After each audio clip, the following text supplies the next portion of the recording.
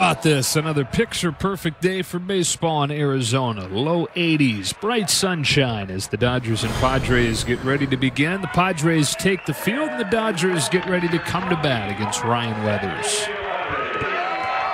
Here's a lineup that makes the quick trip from Glendale to Peoria today. Chris Taylor will lead it off, trying to continue his hot spring for the Dodgers. He starts at second base. Then it's A.J. Pollock in left. Justin Turner's at third, hitting third. Bellinger as the center fielder bats cleanup. Then Will Smith catching, hitting fifth. Gavin Lux starts at short today. Corey Seager getting the day off. This is Lux's third start at short this spring. Matt Davidson, the first baseman. Matt Beatty's in right. And Dustin May will hit for the first time this spring. Against the 21-year-old Ryan Weathers, who made his big league debut in the Division Series last year. He has made some jumps not only to move up to the big leagues, but some jumps from the start of his career to now as far as the fastball velocity. It'll be interesting to see him bring it up there today. He was drafted around 90 miles an hour where he's throwing, and now he's been touching 97, so we're going to probably see him north of 95 most of the day. He is the son of the former big leaguer David Weathers, who pitched 19 major league seasons and was the National High School Player of the Year a couple years ago in Tennessee. 7th overall pick of the Padres in 2018. 2019, his only full pro season, he pitched an A-ball and didn't pitch in a pro game again until he was thrown right into the Division Series against the Dodgers last year. And scoreless inning and a third put in that spot. He says he blacked out and went back and watched the video of it, and it was like experiencing it for the first time because he didn't remember anything from it. He was so fired up and the adrenaline rushing through the whole body. He's fortunate that he was throwing strikes and was successful, and now he's good to have the data and the video to remember the outing. Chris Taylor climbs in. We're all set. Weathers threw his wide, and off we go with a strike. Taylor, 3 more hits yesterday. He's hitting .385 this spring with an OPS above 1,200. Just to give you a little perspective on that, the major league leader in OPS last year was below 1,200. It was Juan Soto. Obviously, that was over 60 games, and this is over a couple weeks in spring training. But a really good couple weeks for the utility man, Chris Taylor. 1 ball, 2 strikes. Chris is locked in. We've got some guys with some complicated swings that are locked in this spring. It's almost like euphoric watching all the Dodger hitters and their approaches and feeling good about their swings and how they're seeing the baseball. Justin Turner with the high leg kick. Cody Bellinger has cleaned up some stuff. You think about Gavin Lux, the hot start he's gotten off to this spring with some adjustments and cleaning up his swing. So it's a lot of fun to watch this offense right now, feeling very comfortable in the batter's box. It's one of those things where it is going so well right now. You kind of like just to say, okay, we're done. Let's put them in bubble wrap, send them back to L.A., and get ready to start the season. Another 1-2. Taylor down, swinging at a high fastball. He doesn't carry himself like a 21-year-old out there on the mound. He looks very poised and attacking the strike zone. Good job changing eye line right there on CT. Went to Loretto High School in Tennessee, which is a tiny school just above the Alabama border. Same place that his dad David went. Faces A.J. Pollock and pours in a strike. When they were sitting down with A.J. Preller, the GM of the Padres, for the first time, A.J. and a couple scouts flew into Tennessee to have dinner with Ryan and his family, and his dad told A.J., there's one thing I can promise you. He's a strike thrower. I mean, if you put him in a major league game today, I can promise you he's going to throw strike 1. Sure enough, he gets put in that postseason game, faces Corey Seager to begin, and rifles a fastball by him for strike 1. 1 1/3, no runs against him in that outing. Struck out Cody Bellinger. And he finds himself fighting not just for a spot on the roster, but potentially the 5th starter spot. It's a really good rotation, but then Nelson Lamet probably not going to be ready for the start of the season as he rehabs back from last year's elbow injury. So Weathers one of the candidates for the 5th spot. Bringing Blake Snell over to the Padres not only helps the Padres, but it's going to help Ryan Weathers. You think about a veteran left-hander that can help him with how he gets people out, with mindset. It's really an exceptional deal for Ryan Weathers to have Blake Snell on this roster. He's talked about that, and he's talked about how great it's been learning from Yu Darvish so far, too. Yu Darvish and all his different pitches and grips and experiences at this stage of his career. 2-2 on Pollock.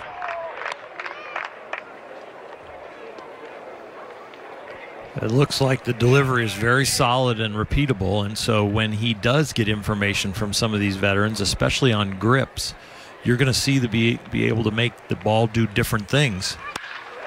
Pollock turns this one around in the air to center field. Profar's going back. That ball is off of the batter's eye and a home run.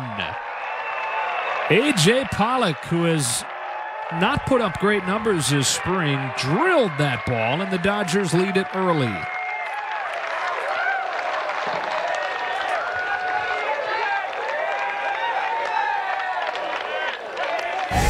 Weathers got Chris Taylor on a high fastball here. They were trying to go a little bit on a high fastball, get the ball up, and he got it down. You see the glove go down, and A.J. Pollock did not miss it. When you're going high fastball, you want to miss up, not down, because down is then right in the middle of the plate. Strike one on Turner. Pollock entered that at-bat 3 for 28 this spring. Comfortable, can swing, sent the ball a long way there. Ball and a strike on Turner.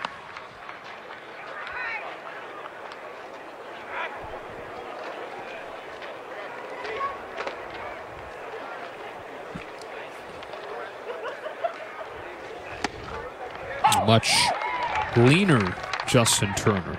A lot of that has had to do with him doubling down on some dietary differences. I mean, the last few years he's gotten more trim as he's cut dairy out of the diet, but even extra judicious when it comes to his eating lately. And the reports are that he's not lost any of the pop, so it hasn't changed him at the plate negatively. And then defensively, reports are is that it's helped him. He's moving better first step, a little bit better range. 36-year-old veteran on a 2-2, fouls it off, won't do it again. He never had a soft body. He was always in good shape. And look, it just almost looks like he's been on a diet and lost weight. But the comforting thing is not losing any strength and gaining the flexibility and the speed in the first step. He strokes the ball in the air to center field. Profar moving back on this one to the warning track, feeling for the wall and bringing it in for out number 2.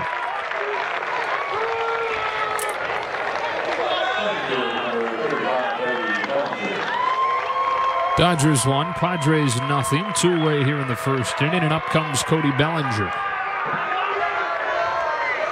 Third game of the spring for Cody after having the surgery in November on that front shoulder, his right shoulder. He dislocated in the NLCS after his game-winning home run in Game 7. The celebration with Kike Hernandez, he said, "I'll be a handshake guy for the rest of my career."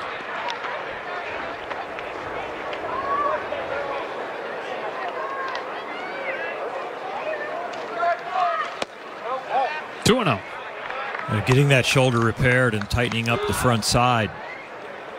It's one thing to have a loose back shoulder as a hitter.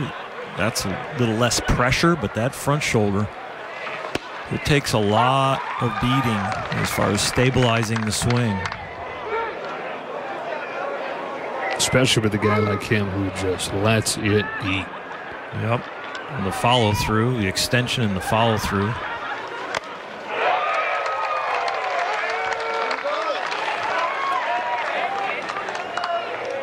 Perfect placement on a fastball right there, but Cody still looks like he might be able to cover that pitch.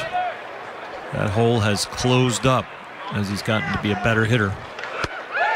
Down swinging here to finish off the first. But the Dodgers waste no time taking the lead in the Padres. A.J. Pollock to dead center, off of the batter's eye, way up on top of the batter's eye.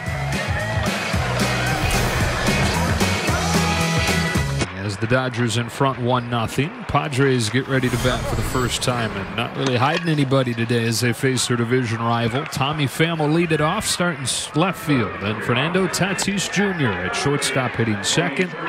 Machado hits third. Profar in center batting cleanup. Will Myers having a good spring. He's in right hitting fifth. And Jake Cronenworth. Ha-Sung Kim. Dodgers get their first look at the product of the KBO. And it's Campusano and Ryan Weathers against Dustin May, who has packed on some weight, big and strong, and still throwing it really hard. Getting used to the mound, getting used to his new body, and trying to find some rhythm here this spring. His first pitch to Pham is inside, ball one. One of the first things you want to do when you get in the bullpen to warm up for the game is get on the mound and find your rhythm, find your timing. And Dustin May's still searching for his a little bit. Pham grounds it to Turner at third. The first out. It's the third game of the spring for May. Pitched back on March 2nd. And then not an official game again until on Monday when he went 3 innings against the Rockies. He was behind the scenes, the B games, the backfields, ironing out some mechanical tweaks, some mechanical flaws. Just wasn't feeling, as you mentioned, quite comfortable. And he gets ready to face Fernando Tatis Jr. for the next 14 years. Yeah. Record contract in terms of the length for Tatis. 2034. His age 35 season. In terms of dollars, the third largest contract. Trout, Betts, Tatis. For a guy who's only played in, and this is hard to believe because it feels like he's been somebody who's made a big-time impact for a long time, but only 143 major league games. 39 home runs in those 143 games. And his on-base plus slugging to 143 career games, 1 point behind Lou Gehrig. 10 points behind Mike Trout.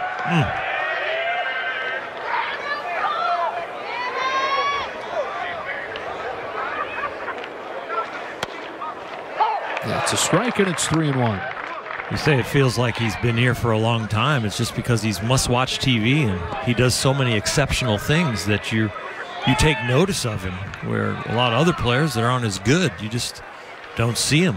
They don't rise to the occasion the way this guy does. Bangs a base hit the other way. Hustling out of the box, making sure that Cody Bellinger has to hustle it in. It's a 1-out single for Tatis.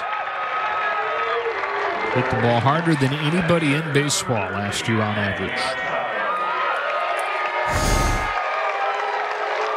That's a good piece of hitting right there. It is not a big-time swing, but it's from a big-time player. He was just trying to make solid contact, and he did, and it's nice to see that hustle in spring training.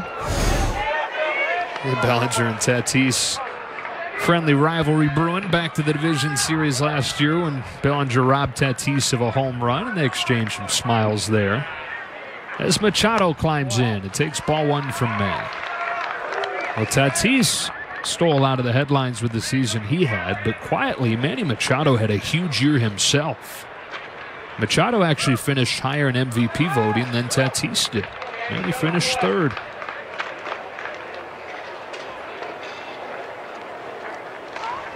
It was after an underwhelming first year in San Diego where he chastised himself about the way he handled it, and especially how he handled his play once they fell out of contention. Thought that he got sloppy, said, I thought my talent would be enough, stopped really working the way that I usually do. And so motivated by that, put together a career year last year. On a 1-1 from May. It's a bouncing ball left side. Turner on a in-between bounce. Can't get it cleanly. And they're at first and second. We'll see how they score it, but I know that Justin Turner would tell you that he should have made that play. Did a nice job charging this ball. It was just the exchange from the glove to the hand, which he had to do very quickly as he reached in there. A lot of guys don't reach in and actually grab the ball. They're letting the ball kind of roll around in there, and they're finding it. It looked like that one just rolled out of the webbing on him.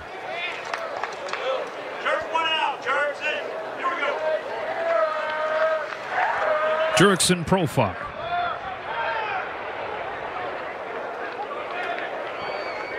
Unsightly start to the spring for him statistically.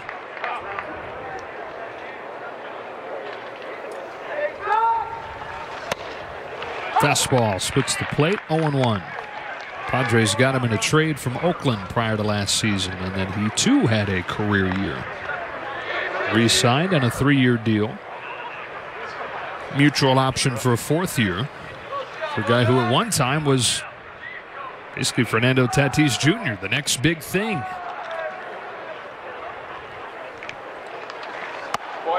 One ball, one strike. If you're practicing your scorekeeping at home, that ball to Justin Turner was ruled a hit.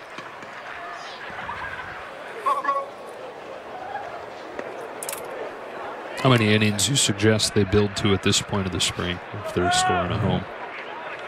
I think you need to be real close to 9 by the time we get to the Freeway Series. You know, finish those 3 off with your totals, start and get ready to calculate your averages or get those out of wherever you might get them at MLB.com. So I think, yeah, right about now we're in the 6-7 inning range of scorekeeping, making sure you've got extra pencils or pens depending on what type of scorekeeper you are. Right, how much color you like in there. Yeah. It just would be irresponsible, though, to make a jump from like 5 or 6 innings to, you know, full 9-inning game when the season started. So, yeah, it sounds like I just think the penmanship starts to go downhill. For sure. Yeah, you, especially the longer names and you're filling it out, just start to trail off at the end. Can't really read it.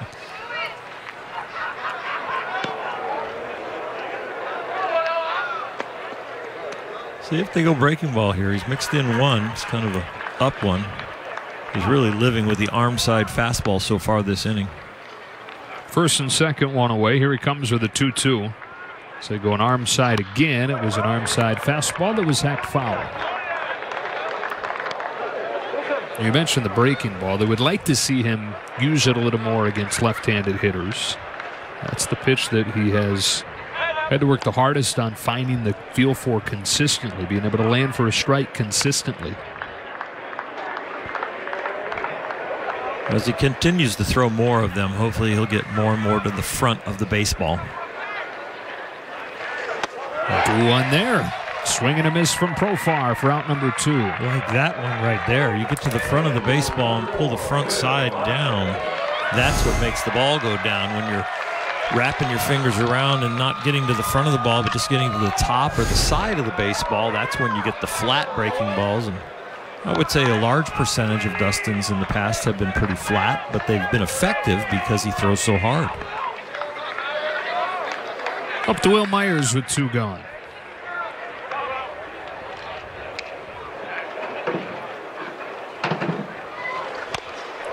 First pitch breaking ball, barely got a piece, 0-1.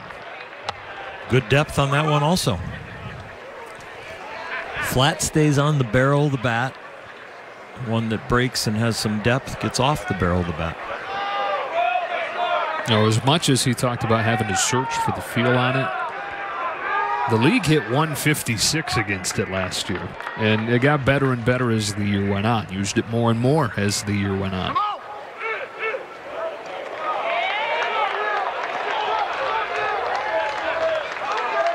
Hey, maybe I'm just getting too lost in the whole narrative, but this is like the best spring training atmosphere I've ever heard.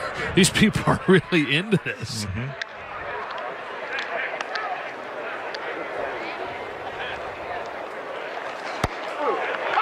0-2.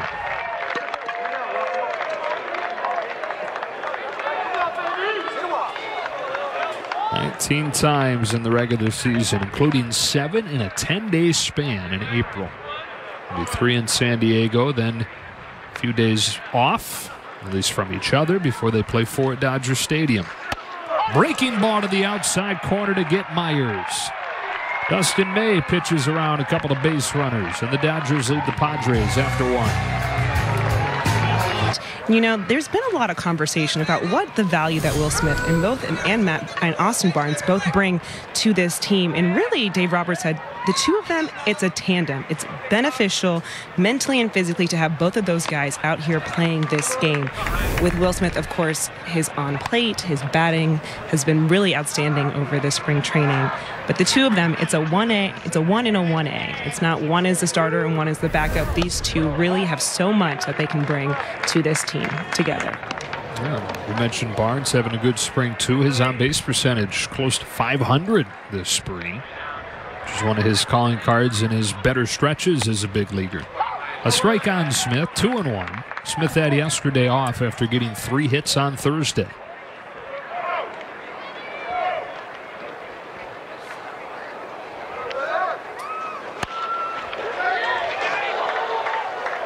It is so hard to pick a player on this team to get excited about because you're excited about all of them.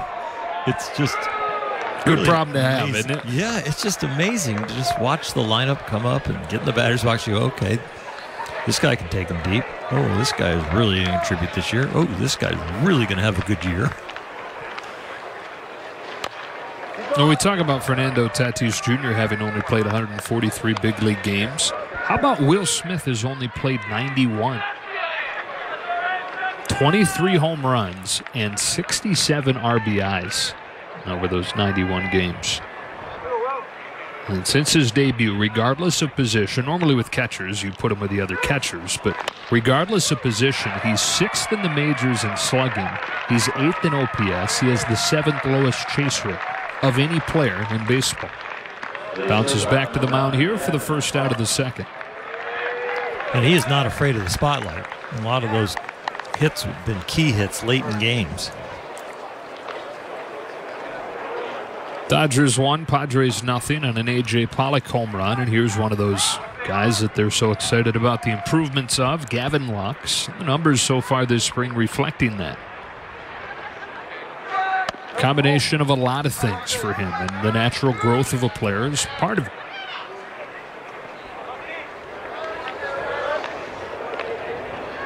Still just 23 years old, Lux. 1 ball, 1 strike.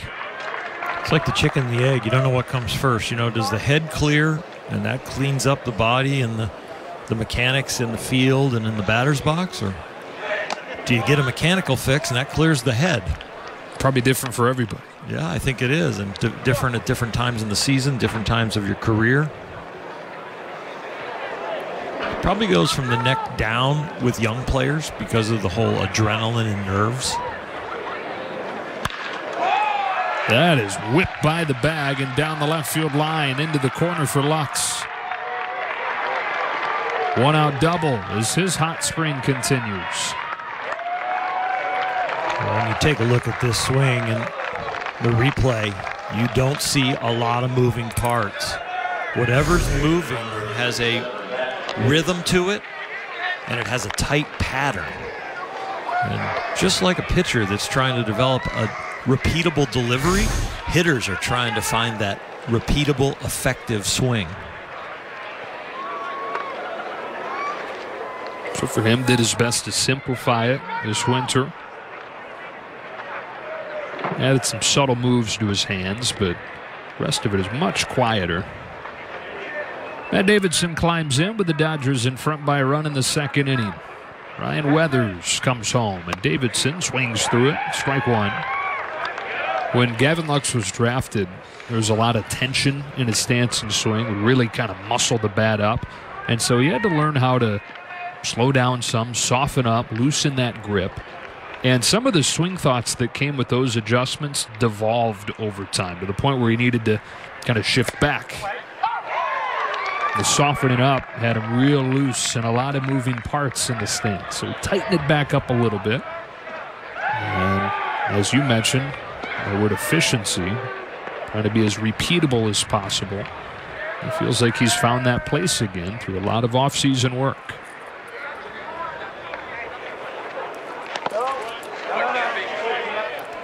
A lot of you out there that are watching and listening to this have probably played some golf, and maybe you're pretty serious about it. Well, with hitters, it's like golf. When Well, in golf, you hit a hook, you have an idea of what the club face was doing at impact, you have an idea of what the path of the club was, and you know how to fix it if you don't want to hit any more hooks. You know you might want to take it back a little straighter. You have little tricks to get rid of the slice or to get rid of the hook. Well, hitters have those same kind of cues.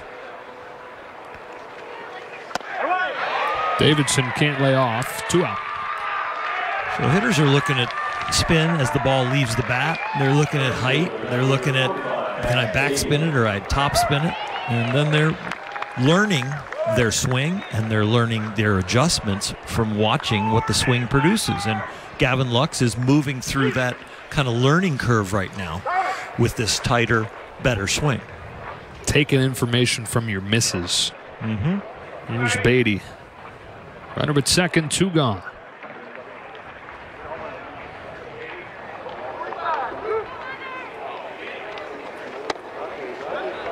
One ball, no strikes. Beatty, another not necessarily young player. He's 27 years old. He turned 28 in a month, but young when it comes to his big league service time. Making that debut in 2019. Grounds this one by first, but foul.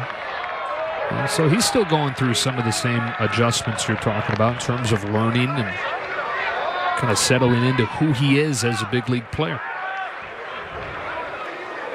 You come to the big leagues out of the minor leagues with maybe some attributes that you say, this is what I'm going to be like when I'm a big leaguer.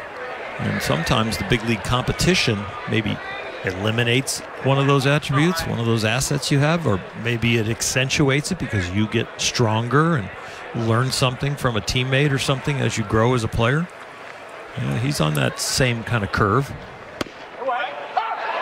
Ball, 2 strikes. He had that out of nowhere debut in 2019. Hit 9 home runs, 99 games, became one of their most trusted bats off of the bench. It wasn't necessarily the home runs, though, that they loved. Obviously, you love them, but it's not what they liked most about Matt Beatty. They like the bat-to-ball ability and the line drive approach that he has when he's at his best. Unable to lay off a breaking pitch here. And the second inning comes to a close with the Dodgers in front of the Padres, 1-0. Dodger baseball on Sportsnet LA is brought to you by Carl's Jr. Feed your happy at Carl's Jr. with the Big Carl or the really Big Carl.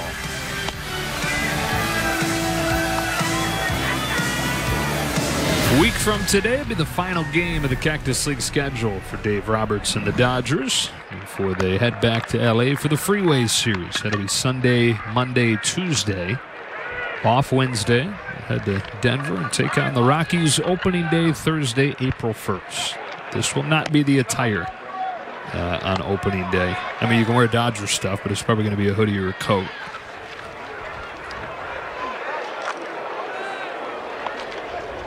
A few inches of snow there last week. Extended forecast, taking a peek, and we know how reliable that is, right? Check the weather app. You get an idea, but it's always changing. It's high 40s, low 50s, so not crazy. You kind of prepare yourself for worse than that when you see you're going to open the season there. Advantage hitters because of the altitude, but advantage pitchers because of the temperature if it stays in that area. Let's see, I'm actually double checking here. To my point, it's always changing. High 50s into the 60s back end of the series. First few days in April. Jake Cronenworth leads off this second for San Diego and takes a ball from Dustin May. He was able to pitch out of a first inning jam. Both Tatis and Machado reached. He struck out Profar and struck out Myers to keep the Padres off the board. A really good feel for his breaking ball in that first inning. Challenge him with a fastball. Hit foul 1 and 2. When you're bringing a pitch along, even in spring training or even in the regular season, when you're trying to take one that you've experimented with, you want to take it into the game, you're always looking for good counts to try it. And this is a good count. Yeah, left it up a little bit, but got a swing and a miss. 1 gone on his 3rd consecutive K. 0-0 to lead a hitter off to experiment with it. 0-1, 1-2, 0-2. You don't want to go in the even counts, the 1-1s, the 2-2s, the 3-2s even, because it's a pitch that you would probably grade as your second or third or fourth best pitch. So you don't do it in those counts where all of a sudden there's probably going to be some action and a ball is going to hurt you. Ha-Sung Kim off the hands of the first pitch, and an easy play for Davidson. And May makes quick work of the newest Padre.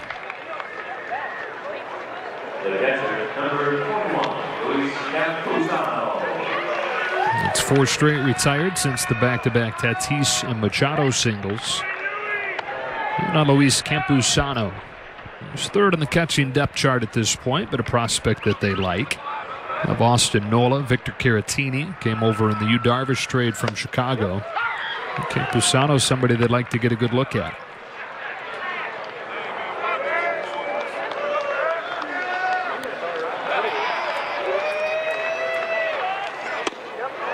Spins it away, 1-1.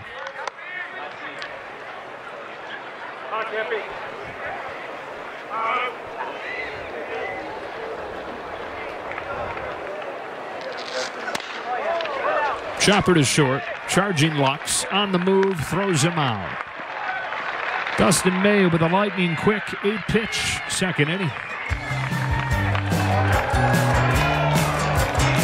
Same thing for the Padres. We mentioned Ryan Weathers is a candidate for the 5th spot if the Nelson Lamet can't begin the season on the active roster. And he's one of a few guys vying for that 5th spot. Mackenzie Gore considered one of the top pitching prospects in all of baseball as Weathers delivers strike 1 to Dustin May. 2 best teams in the league, most people figure, with the 2 best rotations in the league. And of course, Lamet's health would be a big part of that. Had the elbow injury late last season. When he was healthy, he was one of the best pitchers in the league.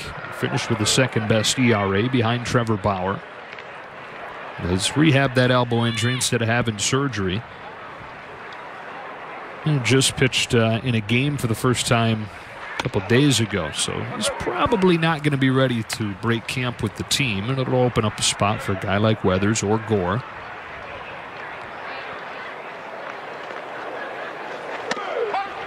He'll turn around and take a seat on strike 3. 5th one for Weathers.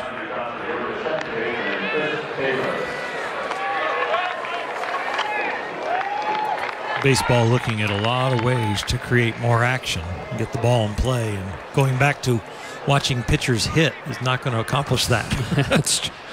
That is very true.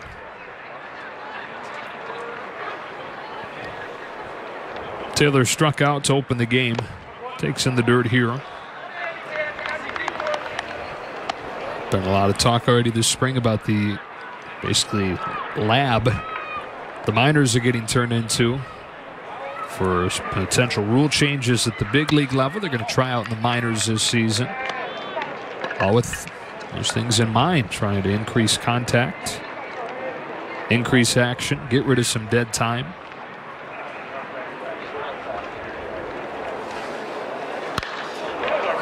We all love the game, and that's where these ideas come from, is loving the game and wanting to make it the best it can be. There's a group inside Major League Baseball, the competition committee it's officially called, and they've been around for 6 or 7 years now. And the task that they went into this winter with, and they've worked on in recent years, not just this winter, but really dialed in on, was what does the most entertaining version of this game that we all love look like, and how do we get there? And so you've got the experimental rule changes going on in the minors this year that they hope is a step in that direction. It's a walk for Taylor, specifically limiting the shift. They're not yet going to do it where you can only have 2 fielders on each side of the bag, but limiting the shift will mean that you have to be on the dirt. Can't have guys hanging out in the outfield. So you can put Justin Turner over on the right side of the infield. It's in a big league example, but he's got to be in the dirt. Bigger bases, 18 by 18 instead of 15 by 15. A couple subtle things they're looking for there. Increasing stolen base percentages just with a few inches. Faster times at first. Just incentivizing more action Down in and on Pollock, ball one. Pickoff restrictions. Again, trying to increase stolen bases, trying to get running back into the game. Left-hander is going to have to step off. And then at the lowest level of the minors, you only get 2 pickoff throws. And if the third one goes over there and you don't get the guy out, it's a balk and he gets second. Speak of the devil.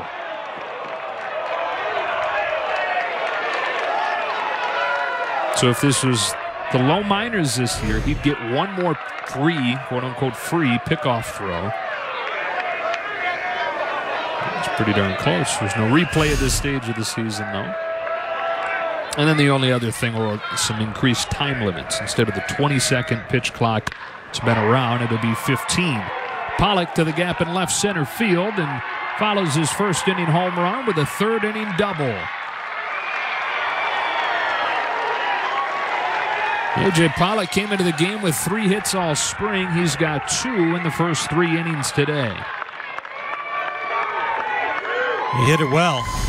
He didn't get full extension, got just a little bit in on the label, not all the way completely on the barrel.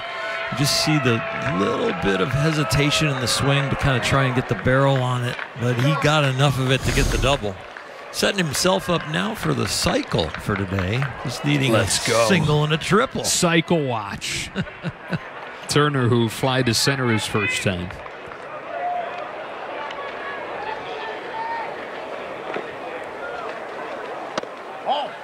Turner bailed out of there almost before the pitch came. Lucky for him, it was nowhere close. Ball one. What are your thoughts on what you're reading about some of these experimental rules? Yeah, I think it's very interesting. I think that some of them are subtle but could make a major impact. Too much of an impact? Because that's the balance you have to strike, right? Being subtle but impactful. Making the bases a little bit bigger. I think that is so subtle, and maybe some of these bang-bang plays turn into a little bit more offense. Maybe it encourages a borderline stolen base threat guy to go more often and attempt the stolen base because it is a little easier. I thought it was very interesting that the committee, when they took a survey of the fans that they reached out to, they found out that the 3 most exciting plays you would think maybe be up there with a key strikeout or a home run, but it was the stolen base, the double, and the triple, all having something to do with running. And I think it's something the fans gravitate to because the home run, it's hit, and it goes and it goes and it goes and goes and goes and it's landed. The strikeout, the pitch, it's over with. But the stolen base, the double, and the triple, they last longer. You get to watch a lot more. The ball in the gap almost hit like a home run. Is the ball going out of the park? No, it's off the wall. Is the outfielder going to get to it? Did he line up well? How's the throw coming in? What's the cutoff and relay look like? What's the runner look like? How's he turning the bag? There's a lot going on in those plays. There's a lot of poetry when the ball is in play. Yeah. The ball to the gap where you've got the relay to the plate, the runner being sent home. I mean, something as simple as a catcher with a quick exchange after a slide step delivery. The runner's in motion as Turner drops one into center field and drives in at least one. Profar's throw to the plate is up the line, and a 2-run single from Justin Turner. Dodgers take a 3-0 lead in the third. Well, we said A.J. Pollock didn't get all of it, and it was a little on the label. Well, Justin Turner, this is a lot on the handle, but he does a nice job keeping the bat on plane and just getting to it. It really wasn't on the handle. It's just the way he served it out there, but that was also closer to the label than most when they're hit hard, but placed properly right back up the middle.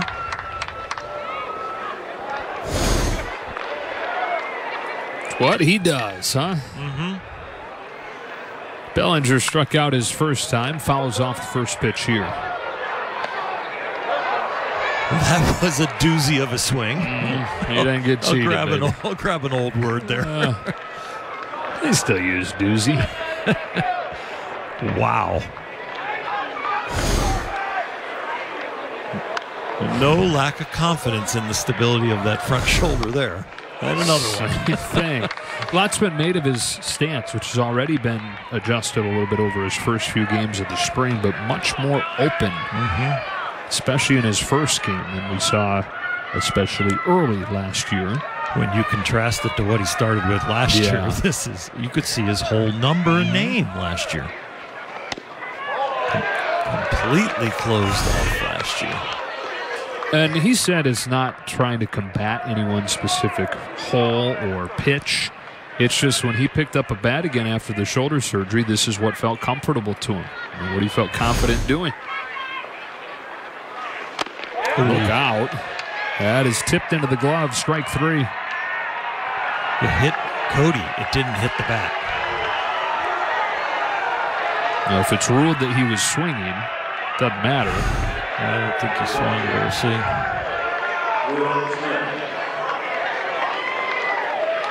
The bat never leaves his shoulder. And the signal is that it was a foul tip. Exactly. Which is not true. No. Yeah, the back right shoulder of the jersey, blousing. Will Smith, strike 1. That one, from those replays, that'd be a hard one to reverse in the regular season when we have replay.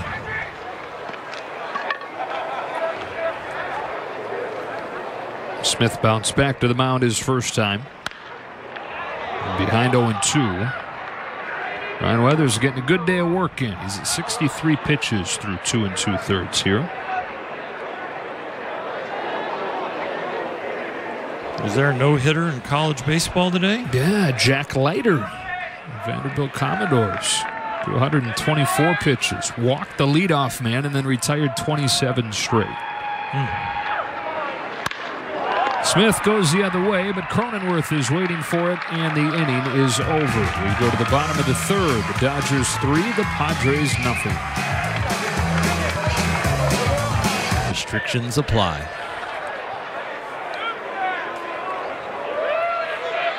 A baby and Italian ice right there. Stay cool.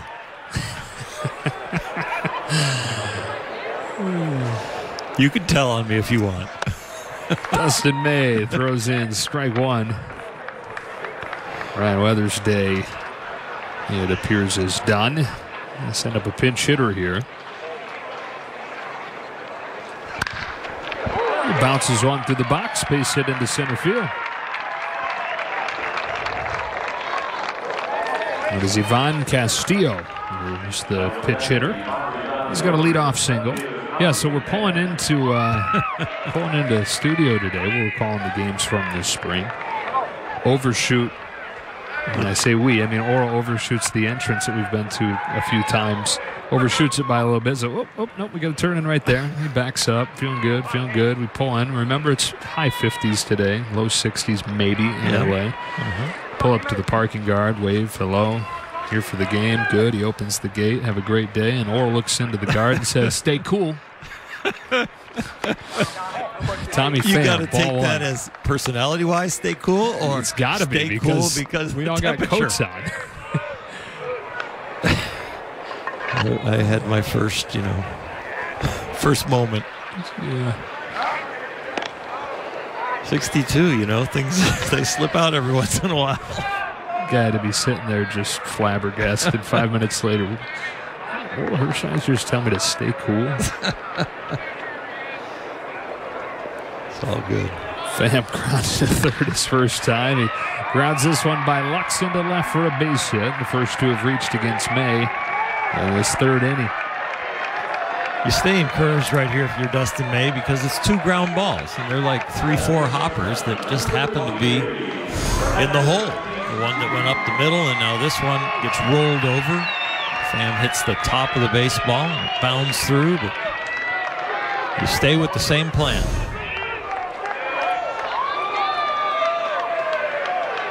And we're going to have to earn his way out of this little jam with Tatis coming up. A bullet of a base hit the other way his first time.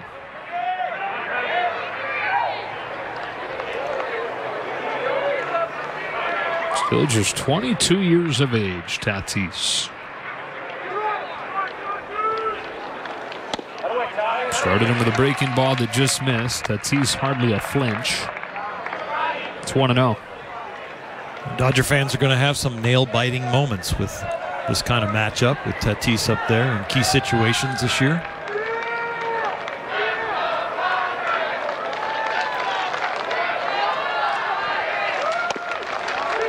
Well placed, 1-1. Well, we talk about wanting to see more action in the game, more balls in play. Guys like Tatis are going to shine when that happens. The athleticism, the speed, home runs, strikeouts, walks. You don't get to see that as much. Taken for a strike. Mays ahead 1-2.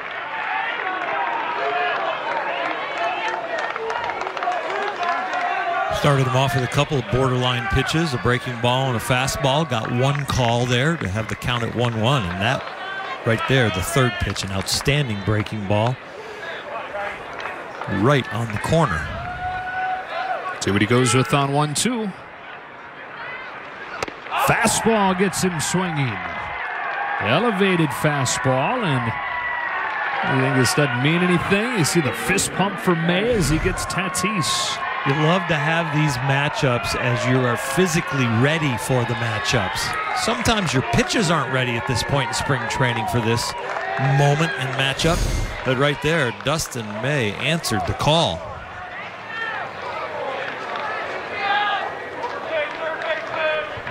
Fourth K for Dustin May. Now Machado got an infield single his first time up.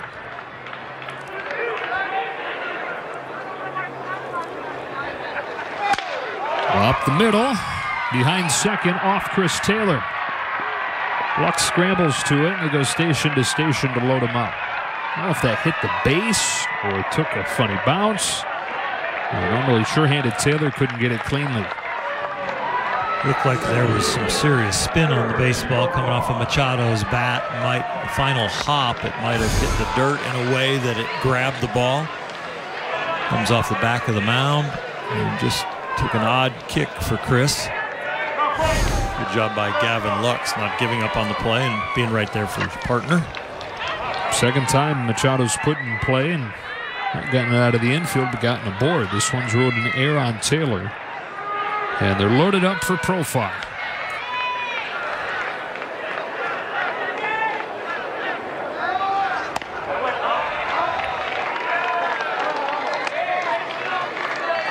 You're Dustin May. It's really not a problem inning for you other than the situation.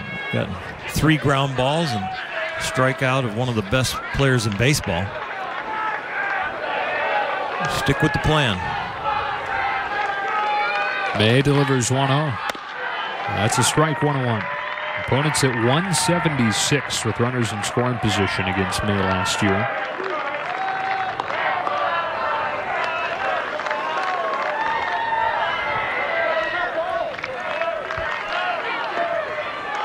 The 23-year-old getting ready for what he hopes to be his first true full big league season. Here's his 1-1.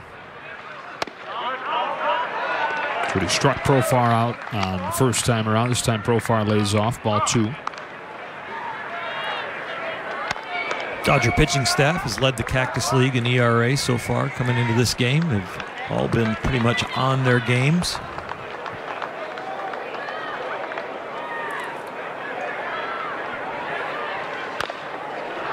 Two and 2.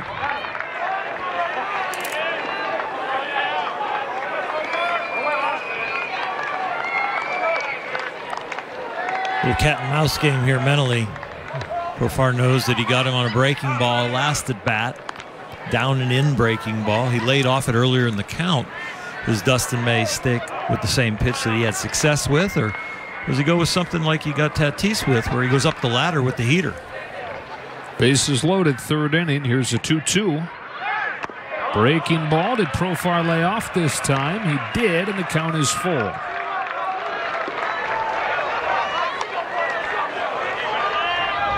Good take.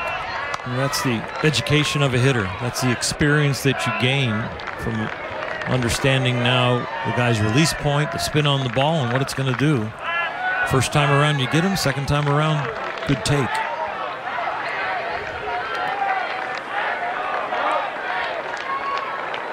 Made a Profar, 3-2. Check swing foul. Singles for Castillo and Pham. Machado's ball initially ruled a Chris Taylor error. That's been changed to a hit. So 3 singles have loaded the bases. And May try to do what he did in the first and wiggle out of the jam. That inning it was first and second, 1 out. He got back-to-back Ks at this part of the order. Another payoff. Walked in. And the Padres have their first run.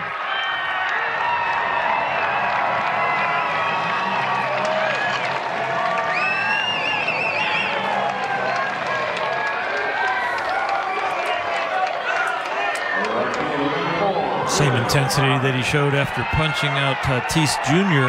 He showed right there with ball 4 as he pulled it inside. Upset with himself. The intensity is definitely involved in this game for Dustin May.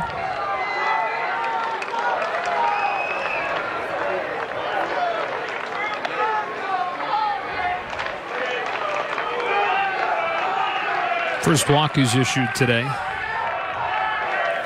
He's got to face Myers. One of the many guys in this lineup coming off a career year in that shortened season.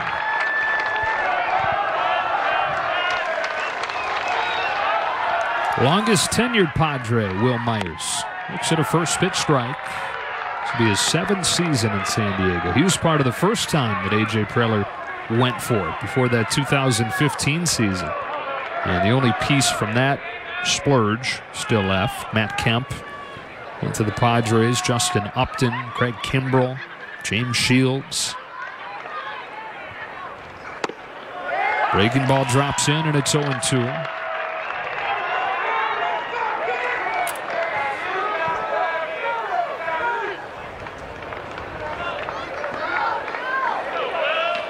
One in the bank on the walk from Profar. May gunning for a strikeout. Here's his 0-2. Back up with a fastball to get him. That's something that there's been some talk of. If Dustin May can change eye level, if he can use a 4-seam up, and he's done it to strike out Fernando Tatis and Will Myers in a jam here in the 3rd. Well, the missing ingredient for a guy who touches 100 and can live there at times has been the swing and miss pitch. But today, 3, 4, 5 strikeouts, and with 2 different types of pitches, really, the up fastball and the breaking ball. Cronenworth slaps the first one that he sees to the hole at short. Lux across his body. Got him! Gavin Lux, what a play! And Dustin May, this doesn't feel any bit like a spring training game to him.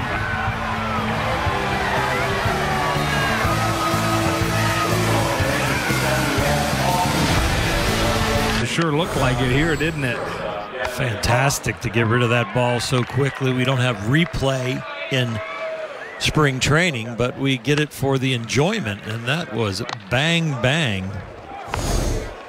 Would have been about a 1.5-minute delay to go over that one in the regular season. And by 1.5 minutes, you mean put the headsets on, let's talk to New York. Yeah. I just mean it probably would have been a lot longer than that, right? This was so close. Yeah. Here's Emilio Pagan replacing Ryan Weathers. Pagan came over from the Tampa Bay Rays prior to last season and dealt with some injury issues, but he's one of the candidates for the Padres to replace Kirby Yates as the closer.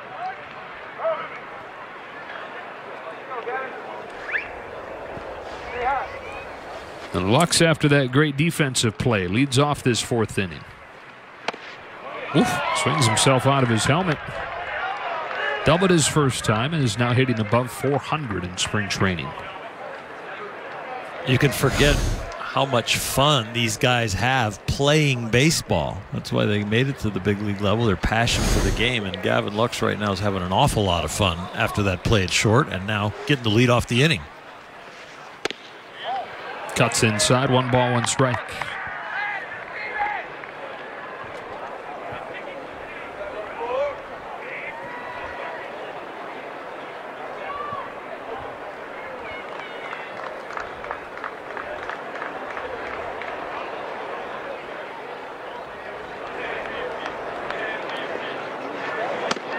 Gavin has said that he thinks there's a good chance that long-term what he went through last year and even 2019 in his debut. The struggles could wind up being a good thing.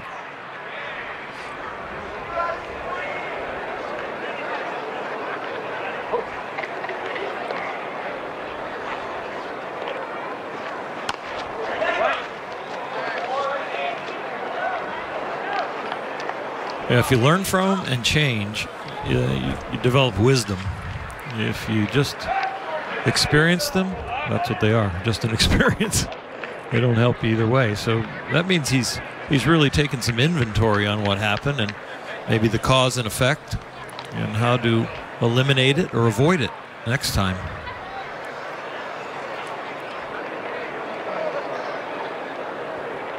Another 1-2 from Pagan. Another foul ball.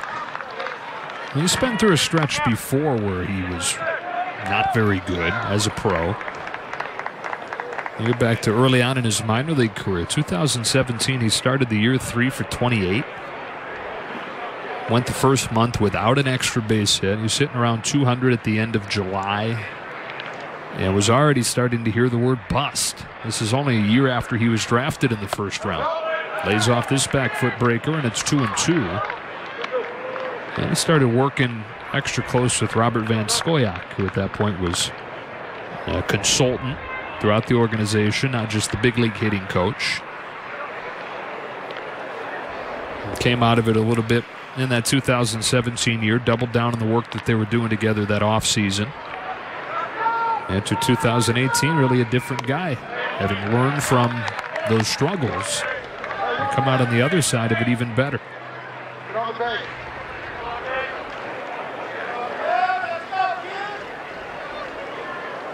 It was one of the things the Dodgers loved early on. When his name would come up in trade talks, they didn't want to give him up because they saw the way that he handled failure. Never showed too much frustration. Watch his perfectly placed fastball from Pagan there for strike 3.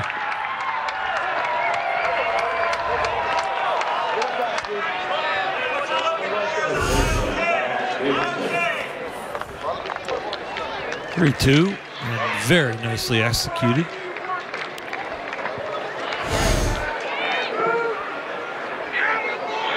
One gone. Up comes Matt Davidson.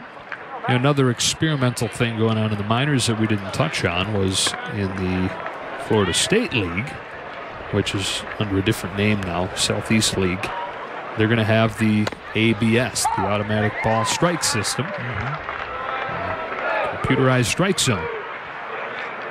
And they've done that a little bit in experimental form in the Atlantic League, which has been a lab basically for Major League Baseball. And they've also done it in the Arizona Fall League. Out of all the things they're trying out, the feeling is that that's probably the farthest from having a chance to be implemented at the big league level sooner rather than later, just because they're having a hard time dialing in that computerized strike zone to reflect what the strike zone actually is. You got guys saying there, strike's getting called by the computer, and it's nobody in the ballpark thinks it's a strike. Mostly breaking balls, I would think. Sweeping breaking pitches that just barely clip part of the computerized strike zone, but then are getting caught in the dirt. Fine-tuning, trying to get to the point where it's accurate enough, consistent enough, you can consider using it at the major league level. Davidson down on strikes, back-to-back Ks to open the outing for Pagan.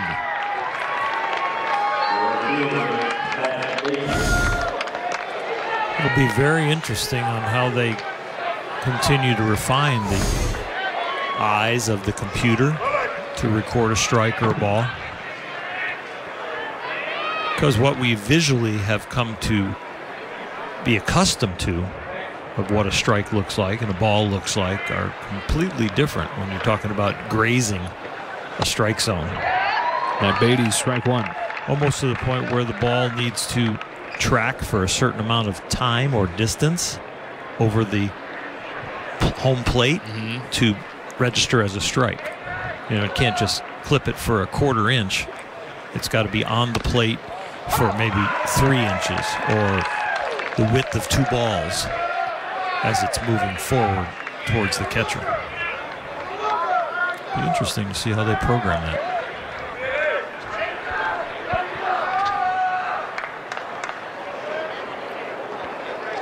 Pagan with a chance to strike out the side. Here comes with an 0-2. And he does as the bottom falls out. He gets Beatty after getting Lux and Davidson.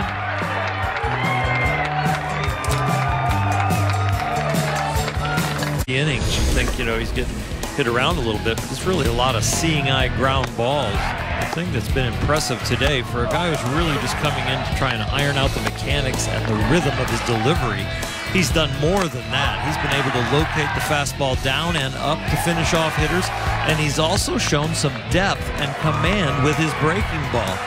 It really has been a fine outing for him so far today as he continues on into the 4th inning. I'd love to see the personality, the intensity from him in a spring outing, but against some very talented hitters, the Padres.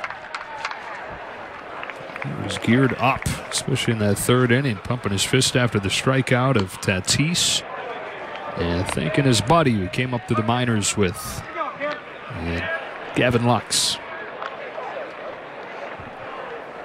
Man, Flash got one so far. Hey, Craig, everybody bracking this. You read the body language, you read the face. That's pretty good right there, especially what we saw compared to last year. What a contrast. You told us last week you were a big face reader. Yep. Ha-Sung Kim popped up on the first pitch that he saw. It takes ball 1. Read the faces, read how they're doing in the on-deck circle, read their batting practice when you're in the locker room watching on the closed-circuit TV of the opposing team's batting practice. Watch the conversations between the hitting coaches and the batters as they come out of the cage after their round of BP. What portion of the swing are they working on? But that face right there, he's having a good time and he's feeling really good about his game. 1-2 on Kim.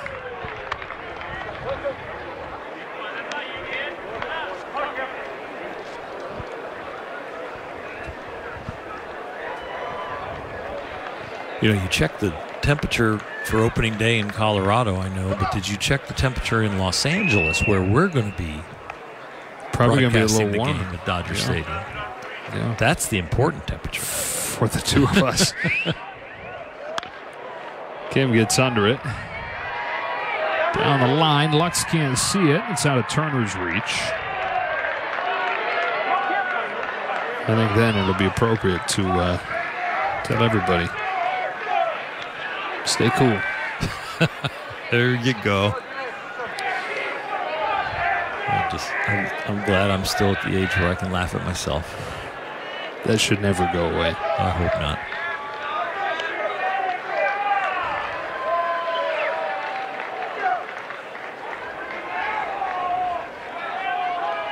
Another 1-2. Kim down swinging. May again using that fastball to get a strikeout. It's his 6th. Swing and miss stuff today. A lot different than what we've seen from Dustin May. He throws it at 100 miles an hour. Did not really have an effective breaking ball that he used very much. He still got a lot of people out, but the missing component was the strikeout and the swing and miss. Strike 1 on Campusano. When he did use his fastball up, opponents were 2 for 27.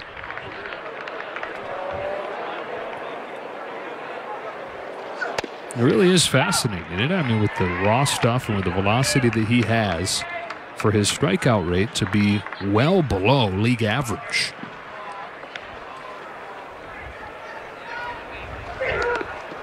Overthrows that one, 1-2. Well, second pitch here in this at bat, he throws an amazing cutter. He hasn't thrown many cutters today, but that was dotting it right there. And then to come back with that breaking ball, even though he spiked it into the ground, I love the fact that he's at the front of the baseball now. Completely a much better mistake compared to having it come out early, throw the back of the ball and spin and hang it. Maybe even at the hitter's head. It's like everybody boos, but it's like, no, that was a bad breaking ball. I want the bad breaking ball to bounce.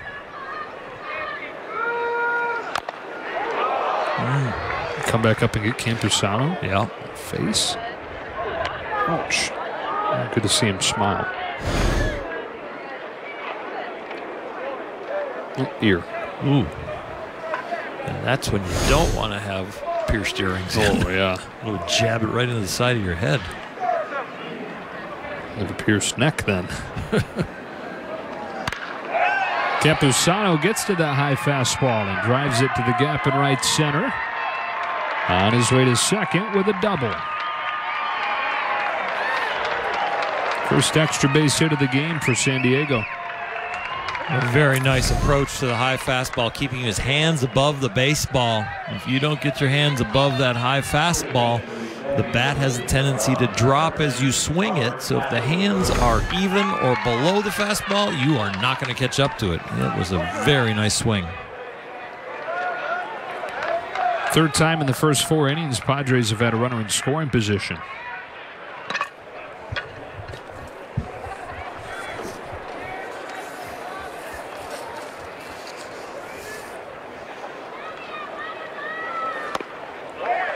Ball 1. And Robert Hassel III.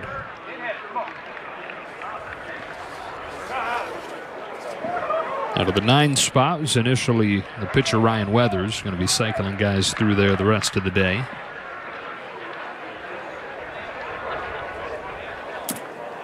A 1-0.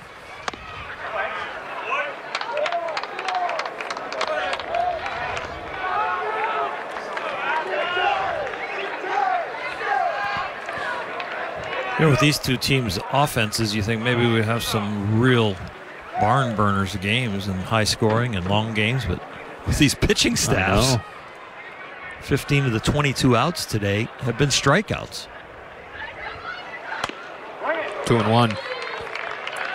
And I think both of us say sign us up for 1-0 over 9-8 any day. Yes. The crispness, the rhythm that comes with a game like that. Yeah, 1-0 with the ball getting put in play. Uh-huh. A lot of nice defense and actions and base running, but nobody getting to home plate except for one guy. The high fastball by him, 2-2. And you see a different approach right there because the back shoulder drops, the hands drop a little bit, and the fastball up beats him.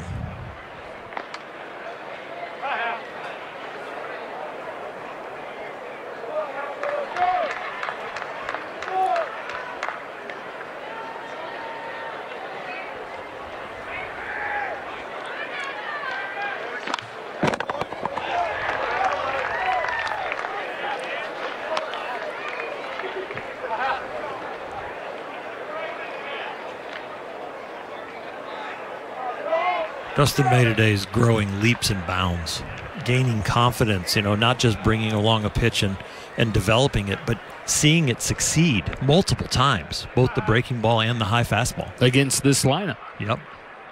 Down here at the bottom, not necessarily representative, but there's a lot of the big leaguers in there. And against a left-hander, he drops in a breaking ball for strike 3. Continued growth from Big Red.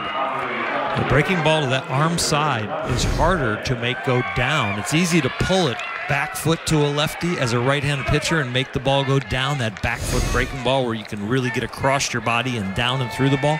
But to make it go down like that on the arm side really takes a really tight and accurate delivery. 7 Ks over 3 2/3 for May. Back to the top, Tommy Pham, who's 1 for 2.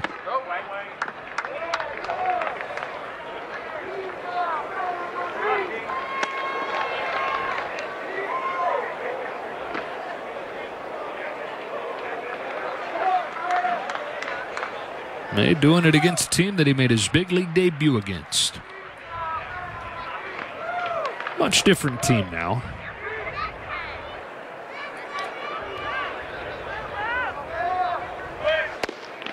Rifles a fastball in, 1-1.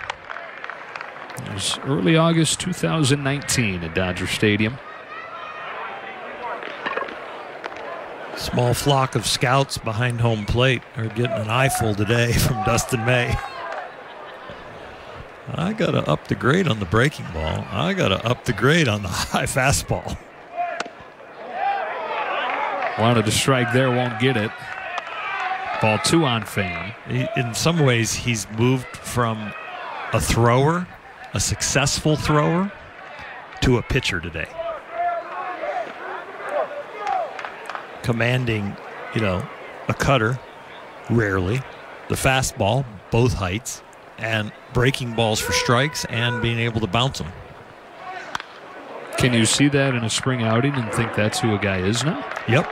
Yeah, this is the image that you were projecting when you saw him last year. Boy, if he can develop the swing and miss up fastball, if he can get some confidence in the breaking ball and get it going down, can he use that now against lefties and righties? He's got more tools to get both types of hitters out.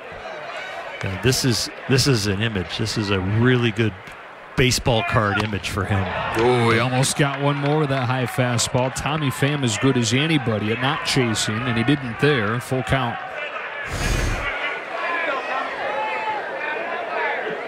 This will help define himself as a pitcher, so that when he goes to his side works, when he is right, and when he is wrong, he'll know what the goal is.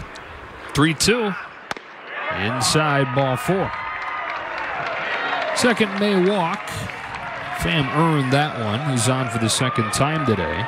And the inning kept alive for Tatis, who is probably going to face somebody else, judging by Dustin May's face. I'm learning to read faces like you.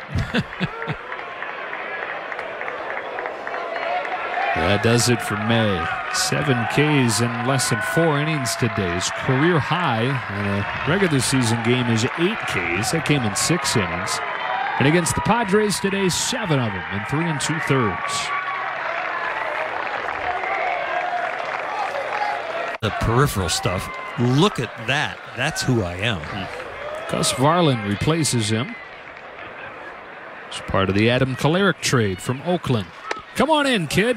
The guy you're going to face, right-handed hitter, his name's Fernando Tatis. Go get him.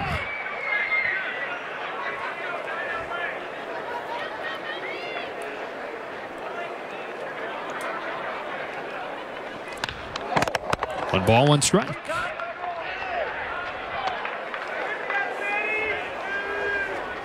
Varland, soon after he was drafted, underwent Tommy John surgery, and so just a handful of actual pro games for him. He's pitched in 18 games, a 2.10 ERA.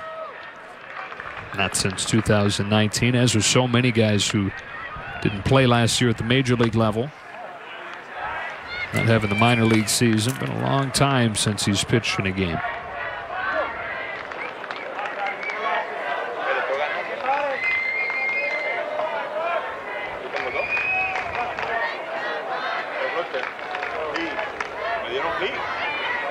Two on, two out in a 3-1 game. Bottom of the 4th. Varland's 2-1.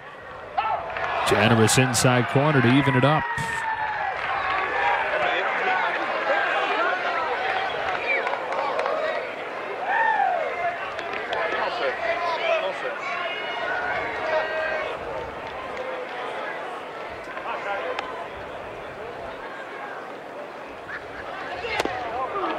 Full count. I don't blame him for trying a little extra hard to get Tatis. Pete Rose, Davey Concepcion. I'm just thinking back to guys that I faced in spring training when I was a youngster. We just got him. How about that? Feather in the cap. Giant feather in the cap of Gus Varland, who strikes out Fernando Tatis.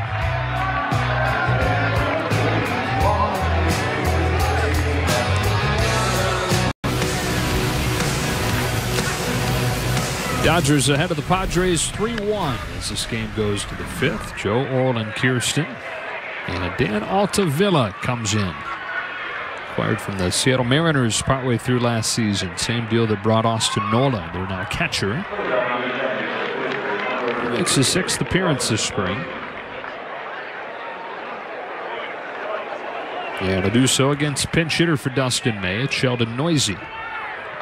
For Dustin May's spot in the order, at least. Pitcher's spot in the order. Varland, who came in to pitch for May, was part of the return in the trade with Sheldon Noisy from Oakland, which prior to spring training. Noisy's had a good spring, hitting well above 300.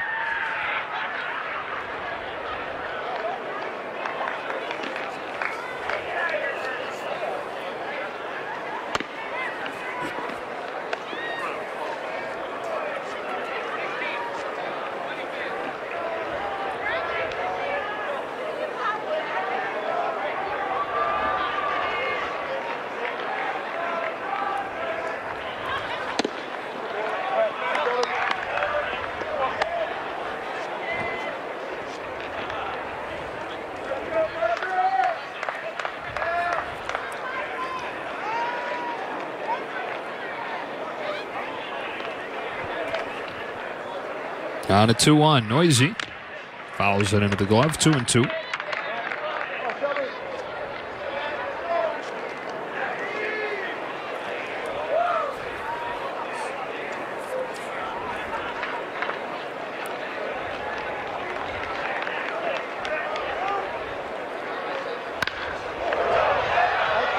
out. Just beyond the protective netting.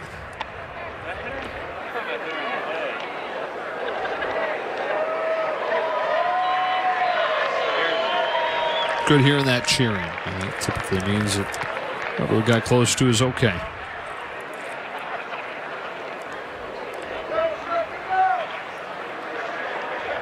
Two. Foul again.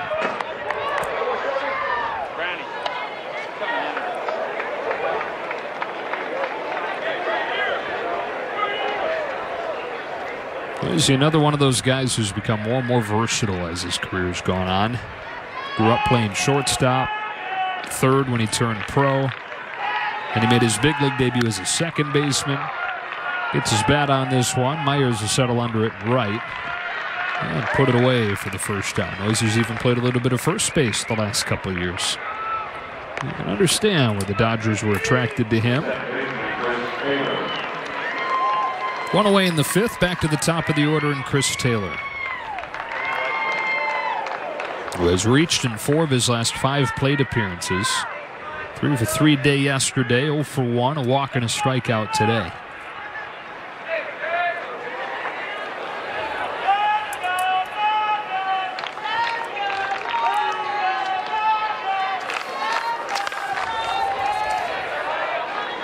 Chris is scheduled to spend a few minutes with Kirsten Watson later today, talking about his charity event that he's going to host next weekend. We won't give away too much, but he's got a pretty good thing lined up. If you're into country music, got some talent coming.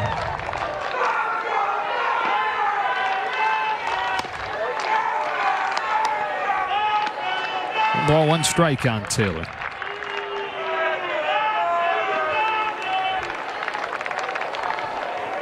.30-year-old in his 8th big league year, his 6th year with the Dodgers. I think that you should fire up the Green Egg that day, invite Dana and I over, and we get some virtual tickets and we watch the charity event. I don't mean to invite myself, but it sounds like a pretty good plan. Only problem is, I happen to be his co-host for the event. Oh, okay. It's a fly ball to deep left center field. Profar going back with Pham at the wall and gone. Chris Taylor with a home run to left center field, and his tear through the spring continues. Talk about the good work he's doing off the field. He shows off some of the good work on the field. Barrels are overrated. That will never get old, especially after you hit it like this. Right on the barrel. Man, oh man, he looks locked in.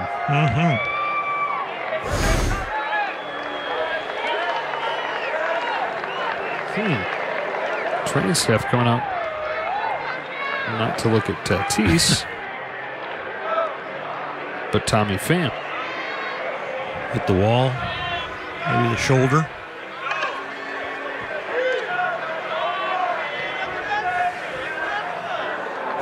Take a look.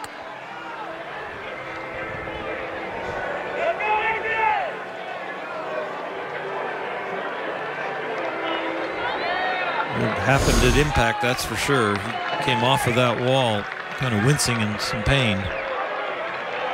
Tommy Pham has dealt with all kinds of injuries through his career. We've talked about the eye issues that he's had to get through. His eyes constantly change shape, and so consistently has to change his contact prescription.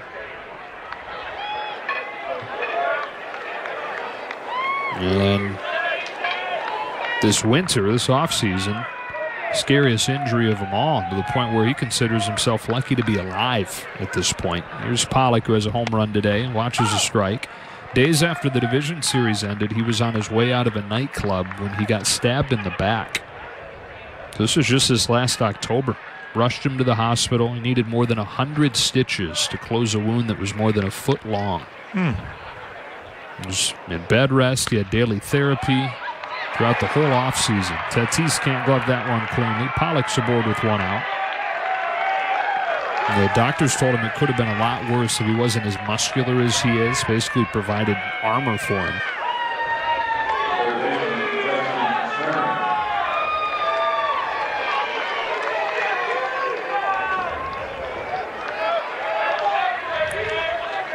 One-on-one out here in the fifth in a 4-1 game. Here's Turner. Remember earlier we were on a cycle watch. Pollock is now a triple short. Let's go. Got to leave him in, Mr. Roberts. Got to.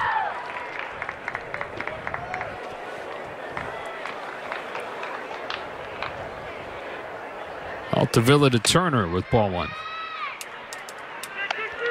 It's almost turned back the clock time with Justin Turner. You see him thinner and stronger. He looks younger. The beard trimmed a little tighter.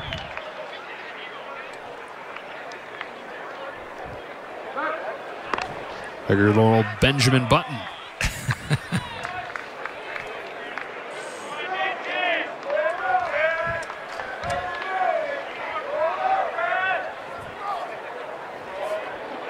Drove in two with a single his last time up after he hit it on the screws to center his first time. 1 ball, 1 strike.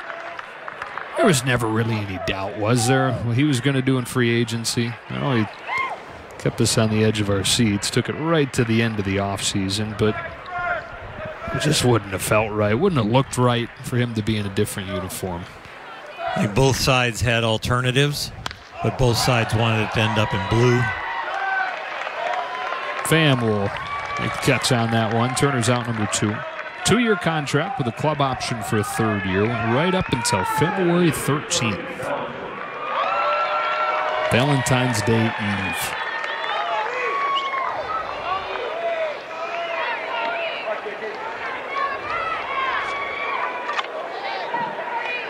Third trip up there for Bellinger today. Struck out twice against Weathers.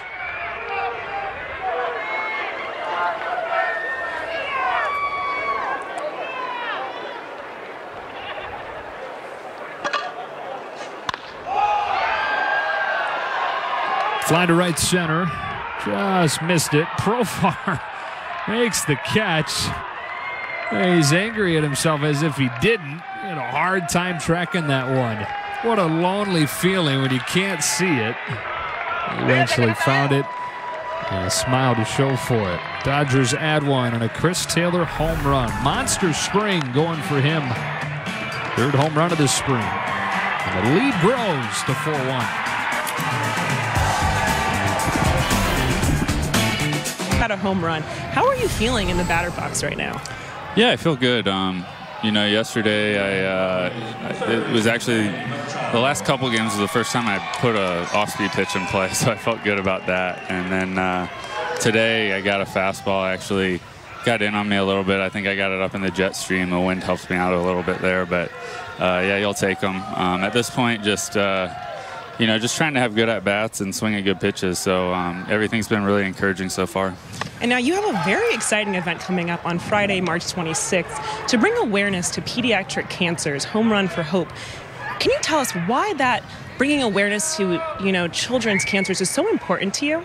Yeah, so one of my best childhood friends that I grew up with, he actually passed away from osteosarcoma. He lost his 2-year battle with it, and that was obviously very hard on me and my close friends. You know, there was a group of 5 or 6 of us that grew up with him, and it was tough. And you know, we all been helping put this event together, and got his parents involved as well. And yeah, so I think maybe not sarcoma, but some form of cancer has affected everyone. And you know, I just think it's important that to use the platform I have playing for the Dodgers, and you know, it was good timing coming off of a World Series win, and yeah, hopefully we can, raise a lot of money. Absolutely, something that everyone can connect with. Now, you have some of the biggest names in country music that'll be performing at this event, from Brad Paisley to Jake Owens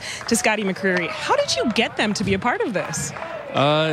So Brad Paisley, he's actually done a lot of stuff for Clayton Kershaw and Justin Turner, their foundations, and he's a big Dodgers fan. So I've met him through those guys, and he was more than happy to help. Obviously, he's, to be able to get him, he's one of my favorite country artists growing up. So that was huge. And then my agent, Barry Meister, he, the last couple months, he's actually been more of a music agent, kind of recruiting these guys. And, credits all these performers. They've all been more than willing to help out. And, we wouldn't be able to put the show we're going to put on and raise the money we're going to get without them. So big thanks to those guys. And how can fans, if they'd like to be a part of the event, where can they sign up? Yeah, all you have to do is go to homerunforhope.com, and you can get tickets there. And, it's March 26th, this coming, I guess a week from yesterday, this coming Friday, and from 8 to 10 Eastern time. It's going to be a 2-hour event, virtual music, and there's going to be a silent auction going on as well, so you'll have a chance to win some sports memorabilia and other stuff as well. Thanks so much, Christian. I should add that all the proceeds do go to Children's Hospital of the King's Daughter and the Rock Solid Foundation. All right, thank you, Kirsten. Thanks to Chris for spending a minute with us and filling us in on the event as Mike Kickham comes in to pitch, strikes out Manny Machado, and now faces Sturrickson Profar. And you're going to co-host the event. Mm-hmm.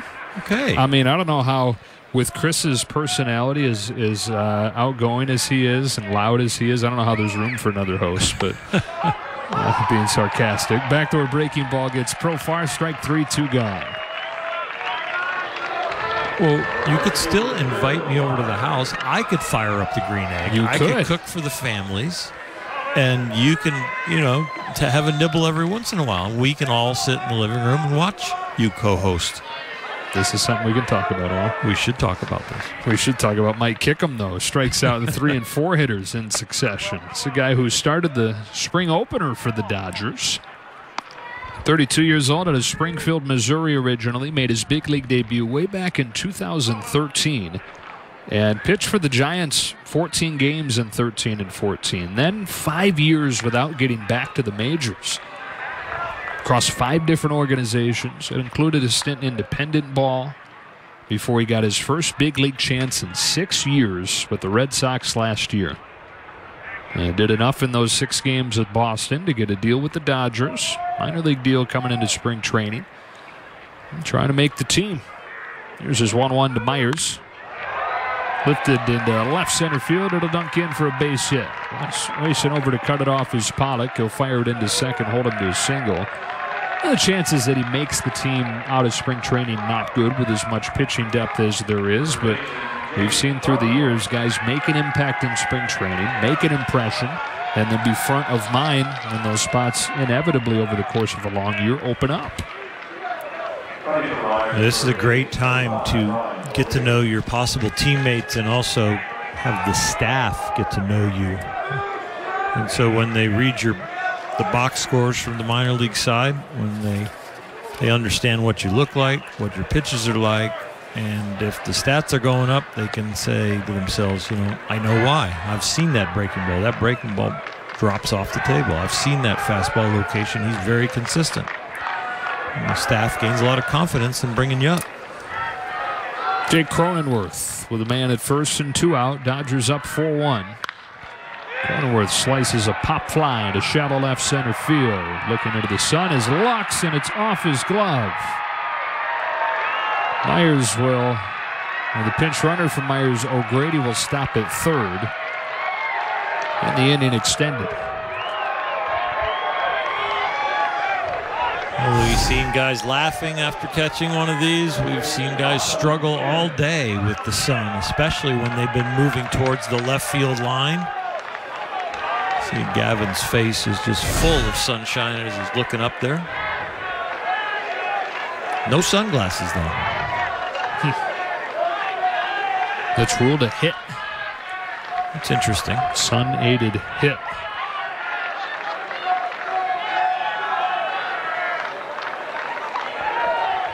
So the inning kept alive. And Kim takes a strike. Chance for Kickham to pitch through some adversity here.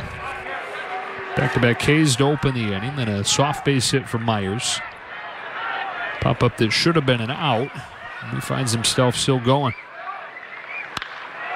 Kim turns on a ball in the air to left field. Back goes Pollock at the wall with just enough room to bring it in.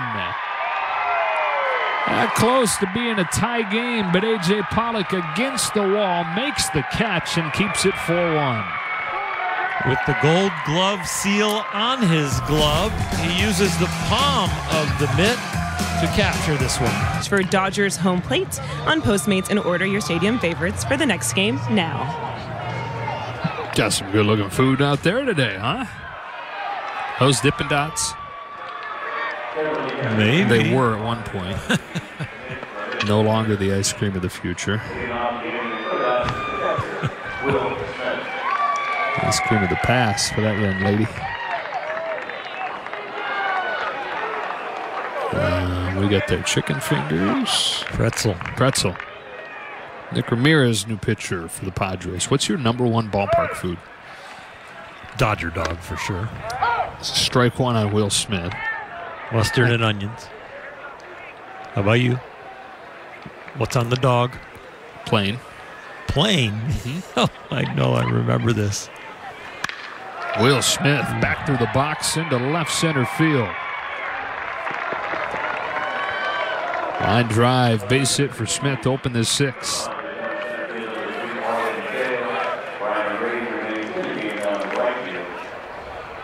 Is it Dodger dog really your single favorite ballpark food? Or? Yeah, I think. Yeah. It'd be really hard for me to go to a baseball game and not have a hot dog.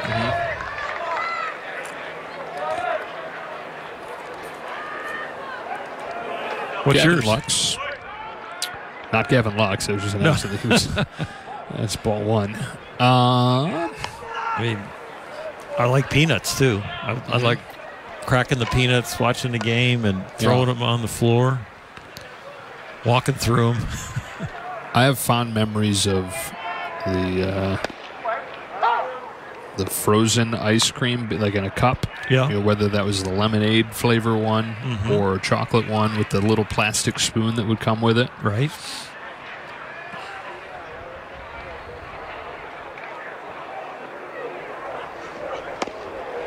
One and two on Gavin, who's got another double today. Are you an ice cold soft drink person, or are you a slushy person?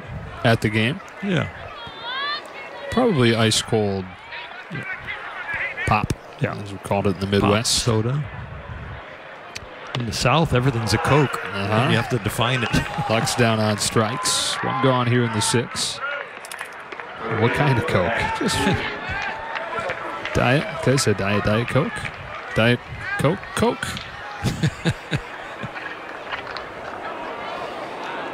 I remember Pop very well, being from Michigan and Jersey and up there in the Midwest. I guess, is Michigan Midwest? Yes. What else would it be? Well, because it's west of New York, or why? You know, it's not that Midwest far keeps west. going like. Yeah. Oh, you're saying it's too far east to be? Yeah, it's considered almost Midwest? too far east. It's the heart of the Midwest. It's a ball on Davidson. I mean, Ohio is considered Midwest, and that's farther east than Michigan. Yeah. Western PA, is that not Midwest for you? I guess. The one that really gets me is when you start talking about like Nebraska is the Midwest. So where do you think that is? It just doesn't seem like the Midwest. It's just mid. I'm also being told Western Pennsylvania is not the Midwest. Okay. Apparently Rick Krajewski invented the map.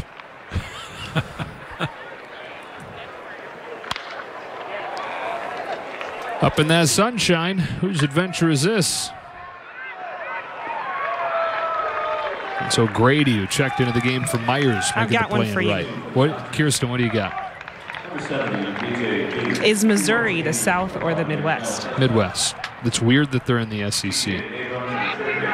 What do you think? That's how I feel. Okay. I agree. It surprised me when they joined a few years ago. It's like, I mean, College Station, Texas is not the Southeast either, but Texas A&M in the SEC. Here's DJ Peters.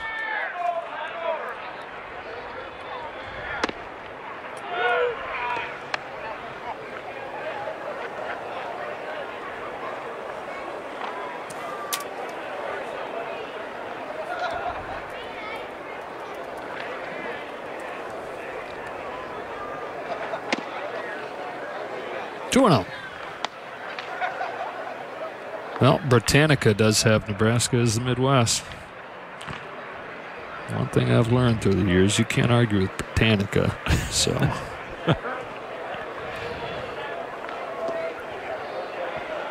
Ramirez against Peters here, and this is big for DJ to show that he can handle and make contact against lefties.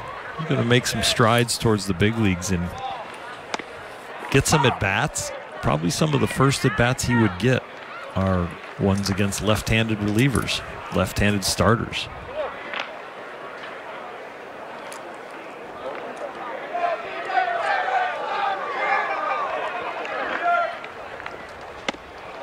out in front, 2-2.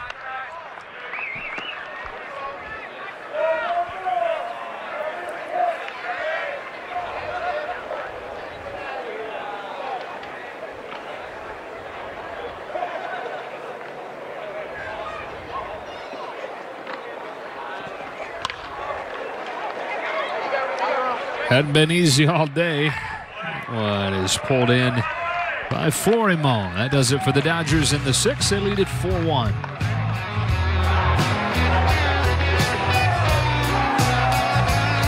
Mike Kickham, second inning of work. Ball one to Luis Campusano.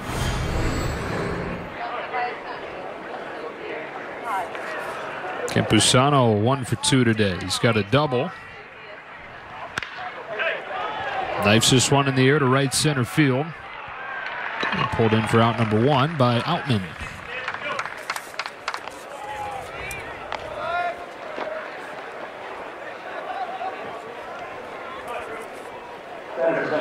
Kickham still with his rookie status. 32-year-old. It's amazing. The debut 8 years ago.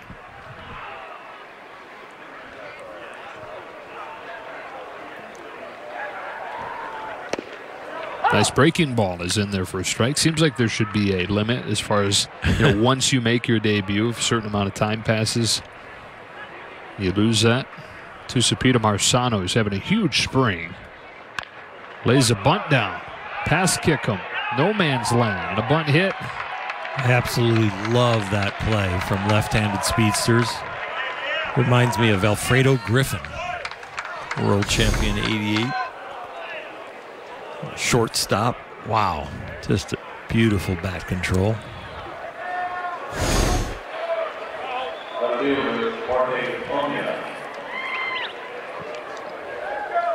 Here's Jorge Oña.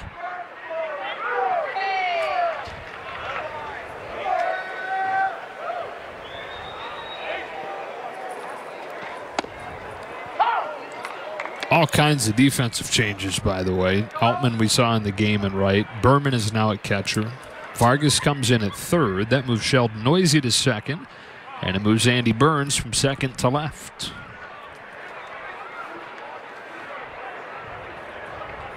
Now to 0-1. Oña takes ball one.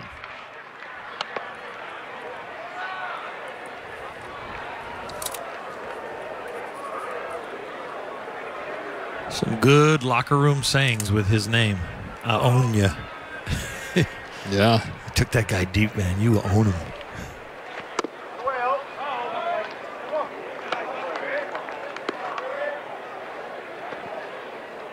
Oña.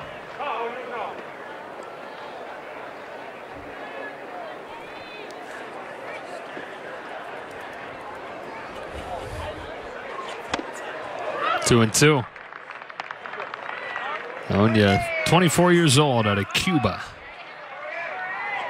Debuted last year, played in 5 games for the Padres, hit a home run in those limited chances. Now a 2-2 from Kickham. Instead of toss over to first.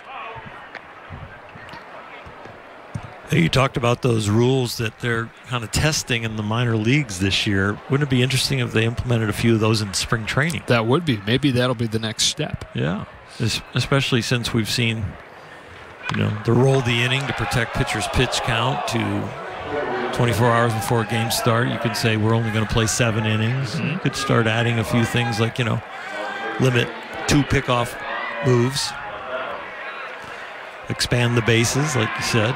I could see stuff like that.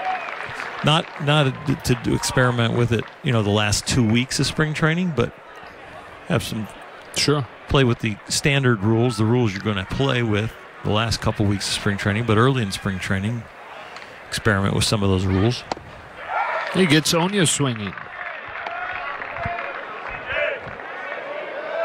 Well, stolen bases are down to the point they've not been down to since the mid-1960s. They're not extinct, but they're on the watch list. Right. Endangered species.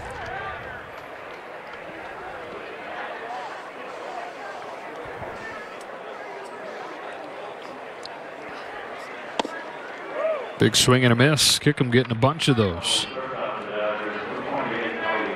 The game right now, in so many ways, is ruled by probabilities, risk aversion, just played by the numbers. And until stolen base success rates are a little bit higher, teams just aren't going to run. And so those are a couple subtle ways potentially to make the incentive greater for teams to try it. The fear right now is running into an out. Run yourself out of a run when there's a pretty darn good chance you're going to get a home run. Yep. Mike Kickham with another strikeout. Good stuff from him. To the 7th we go with the Dodgers in front 4-1. Saturday at Dodger Stadium. See Instagram at Dodgers Top of the Park for store hours and details on how to purchase for home delivery. Ramirez stays in the game to pitch and curls one in for a strike on Noisy. Dodgers 4, Padres 1, top of the 7th in Peoria. Regular season meetings, 19 of them. First one will be on April 16th in San Diego. It's back off Ramirez. Recovers to get him. And then 4 at Dodger Stadium, the 22nd through the 25th. 7 times in 10 days early on.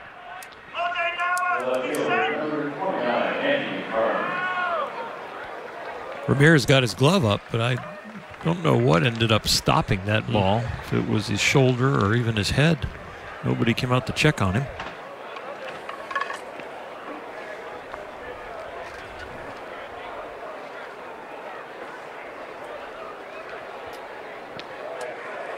Andy Burns takes outside, ball 1.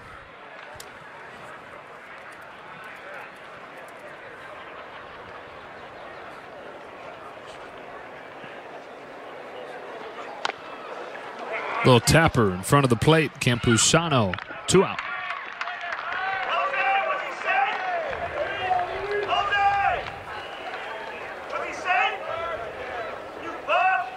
Somebody's really on Jose.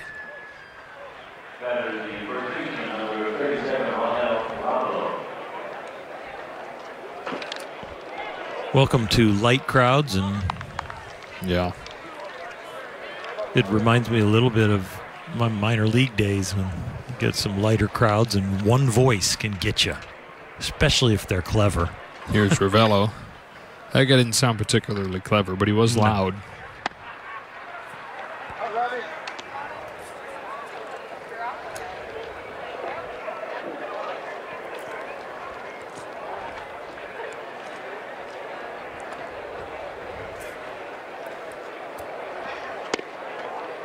One on one.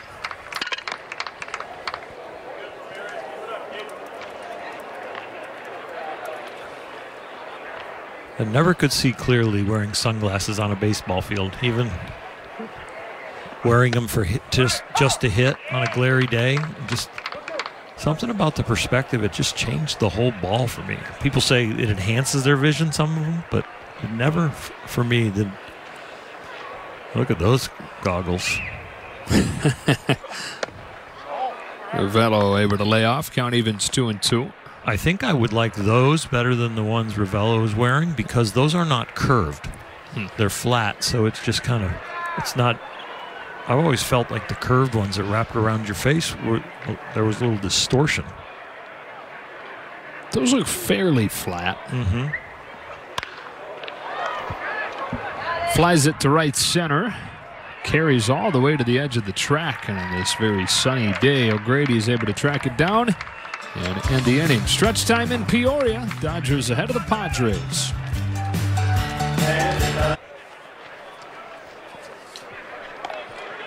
Nice. Commemorating Cody Bellinger's catch in Game 2 of the National League Division Series, taking the home run back from Fernando Tatis. Potential turning point in that game. That would have put the Padres in front. Bellinger brought it back. One of the many great defensive plays from Dodger outfielders in the postseason. Love the shirt.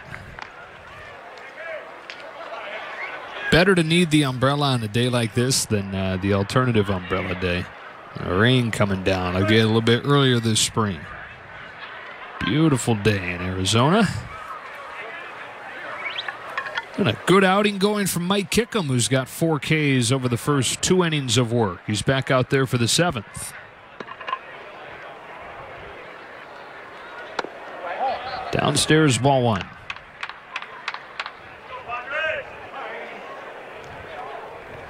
Negui Rosario, the hitter for the Padres, continue to roll through. Got the regulars out pretty early today. A lot of other guys at bats.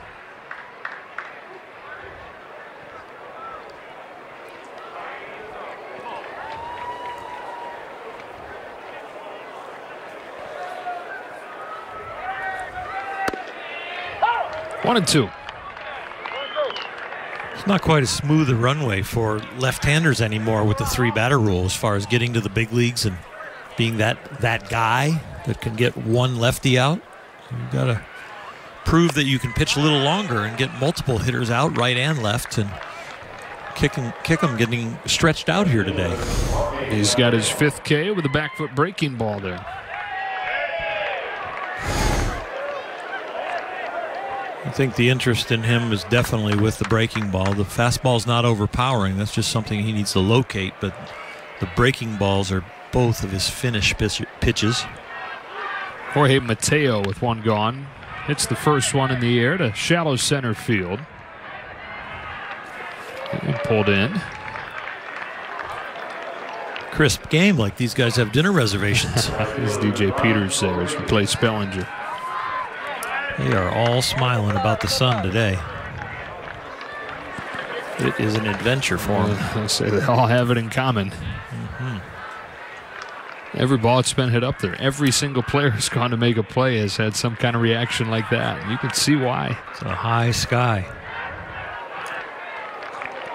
It never changes height, but it just, that's what the way they describe it when it's a tough day to see the ball. It's usually a ways up there. Strike one on O'Grady. But you can get low skies too. You know, you can get some clouds roll in. It feels like it's right there, like you can touch it.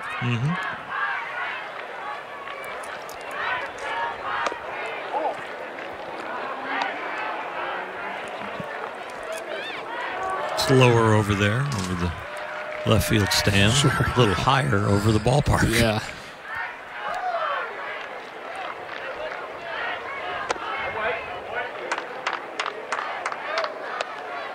Two and one. Appreciate the cameramen when we get on a subject, how they just seek the pictures to match up. First thing it does, it just proves they're listening to us. Which is a feat in itself. Right. A day like today. Got and a miss, 2-2. Kudos to them for listening to you and not paying attention to the NCAA tournament. Oh, really? Is that going on? That is going on. Oh, I didn't even. How's your bracket? I'm told. Not great. Oh, great. Not just sunny, but windy today, too. Ooh, hits him with a breaking ball on 2-2. A 2-out base runner for the Padres.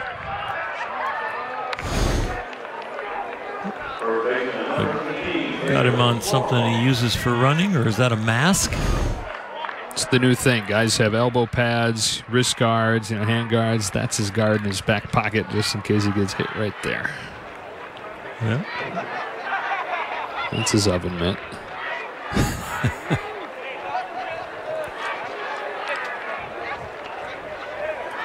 Dodgers 4, Padres 1. Padres have had a bunch of traffic in this game, but have gone 1 for 9 with runners in scoring position.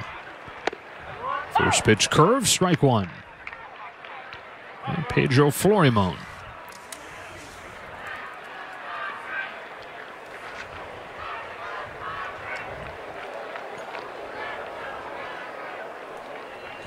Parts of 8 big league seasons for Florimon. He shoots this one softly into right. Will drop in for a base hit.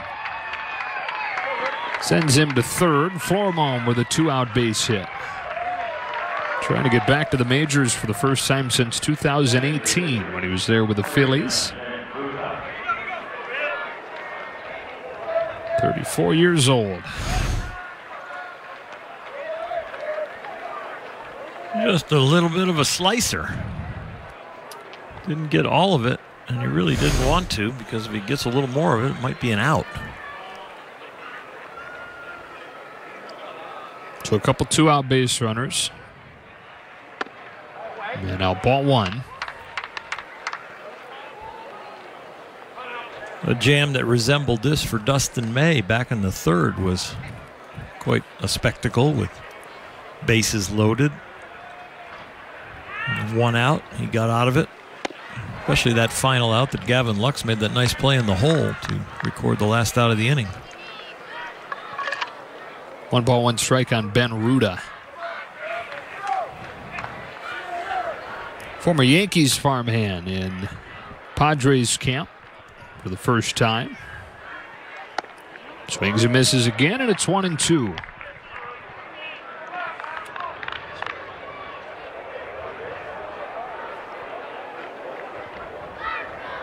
Five Ks from Mike Kickham over 2 2/3. Looking for a 6th here. Trying to keep the Dodgers up 4-1.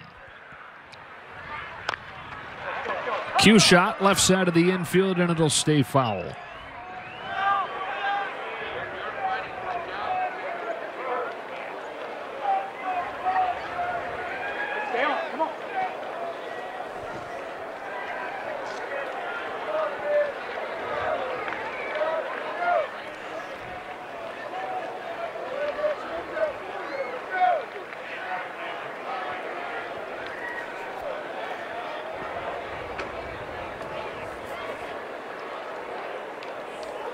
Another 1-2. Gets under a breaking ball, up into that bright sunshine behind the plate and into the seats. Boy, you think the players are having a hard time tracking balls in the air.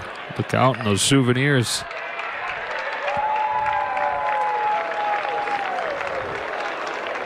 Oh, that's really good. Look at that face.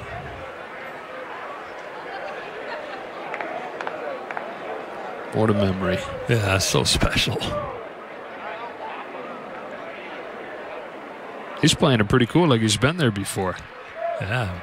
I got the ball, and now let me get another bite. That's right.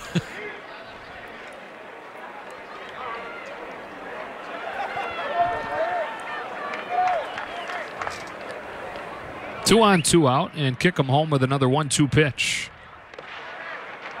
Good stop there by Berman. 2-2. And now, as Vin would say, deuce is wild. 2 on, 2 out, and a 2-2 pitch coming up here in a 4-1 game in the 7th.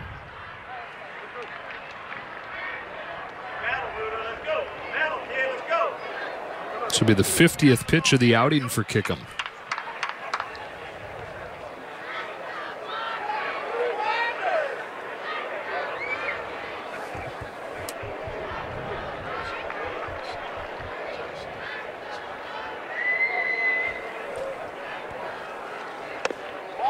Just misses off of the inside corner. Had catcher Berman been positioned differently, set up differently, might have gotten the call there.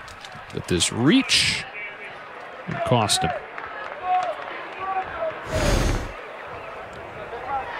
So now a payoff pitch in the dirt to load the bases. Spray pattern has changed a little bit on the mound, maybe bumping up against some fatigue right now.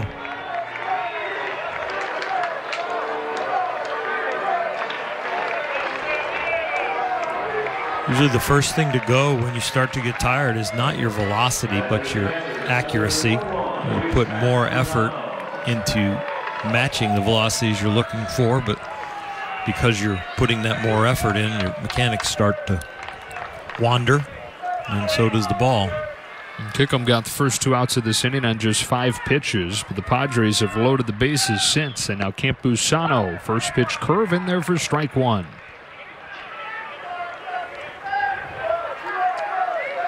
Dave Roberts giving Kickham a chance to get out of the mess.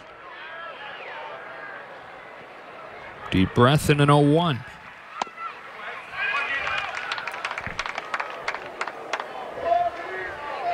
For a rookie, a 32-year-old rookie, a veteran move, knowing that he had lost his command from the stretch with the men on in first and third, now with the bases loaded going to the windup. That's the 1-1 fly and gets ahead 1-2. Digging deep, having thrown more pitches than he has in any outing yet this spring. Those first 5 got 2 outs. The last 18 pitches haven't gotten any, and he's got the bases loaded. For the 24th pitch of the 7th inning coming here, it's a 1-2. Gets away from him to the backstop, and a run comes home. That close to getting out of the inning with no damage, but O'Grady scores. And the 2-out trouble for Kickham continues.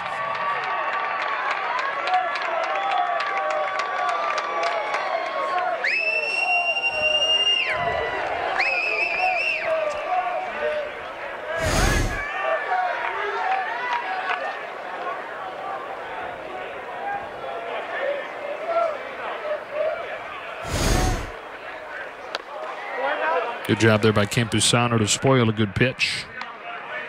Nobody warming in the Dodger bullpen, and at this point of the spring, you can no longer roll over an inning. Robertson actually just got up, started to loosen. Early on in the spring, you could say, okay, enough's enough. Inning over when the pitch count will get to a point like this. You got to get all 3 outs now. 2-2. Got in on him, rolled softly to third. Vargas throws it across and ends the inning. Kickham able to battle and dig deep to limit the damage to just 1. 5 Ks for him in 3 innings of work. Dodgers 4, Padres 2. Joe Orel and Kirsten back in Arizona. And Nabil Crismatt on the pitch for San Diego. Made his big league debut with the St. Louis Cardinals last year. 6 games out of their bullpen. And signed a free agent deal with the Padres this offseason. 26 years old, out of Colombia.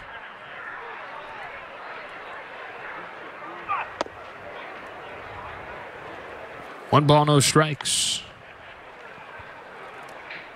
Hunter Fiducia.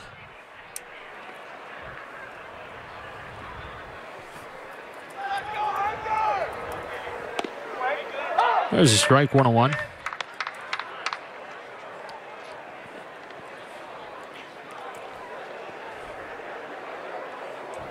Fiducia, former LSU star.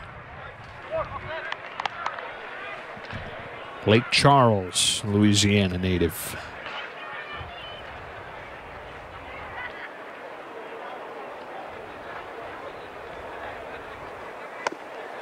Three balls, 1 strike.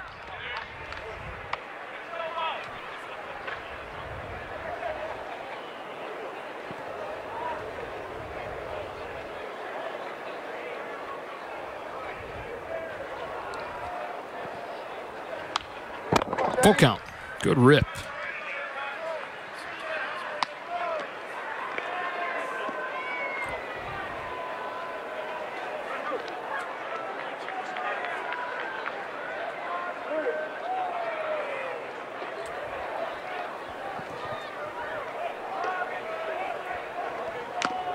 Fouled into the glove, strike 3, 1 out. Little off-speed pitch that he got out in front of. Couldn't get the barrel on it.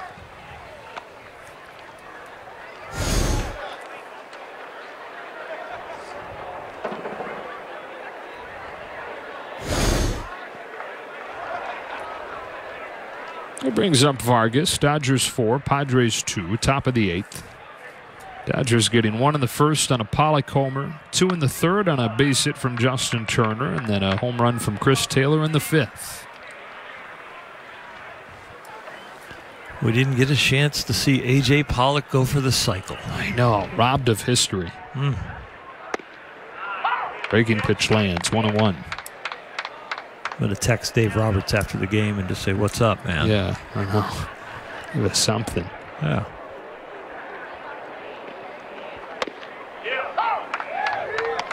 Probably aren't too many spring training cycles just because guys don't have many games to get 4 at-bats. It would probably have to happen in the Freeway Series or last couple games here in Arizona. Vargas down swinging, back-to-back Ks to open the inning. Well, it wasn't a cycle, but it was a pretty well-rounded day for A.J. Pollock, wasn't it? It sure was. He was a triple short of the cycle, but he started his day off with a bang off the batter's eye. Much there, and then a double. Didn't get all of this one, but got enough to drop it in front of the wall off the warning track for an easy 2. Then some defense. Feeling good about the bat, but the all-around game was working. And he also had a base hit. And we didn't get to see the 4th at bat. He took a walk towards the locker room, and that was the end of his day. James Outman. Change fades in there, 1-1. Outman has made a nice impression this spring. Both sides, some really good defense too.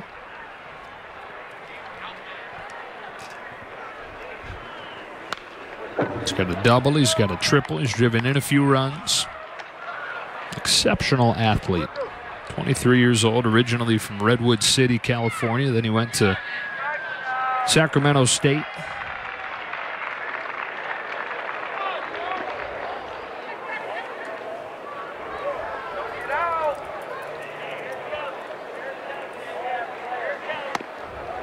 Leaves that fastball up, and it's 2-2. He's got some very hitterish forearms. Looks like he's got strong hands from the elbows down to the bat. He has got some strength.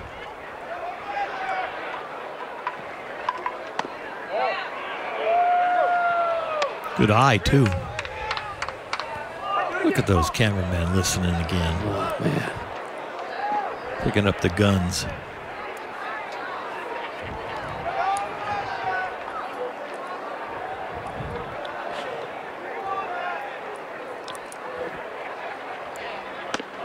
Drops in and gets him.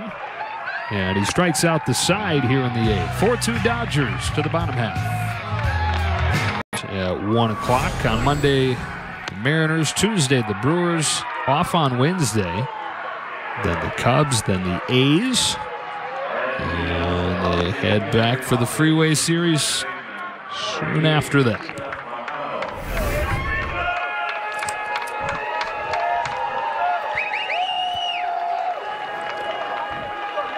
4-2 Dodgers. Scott Alexander comes on. Lefty looking to stay healthy. When he is healthy, he is dominant. When he has got a few aches and pains, the control seems to leave him a little bit. Looking to lock it in.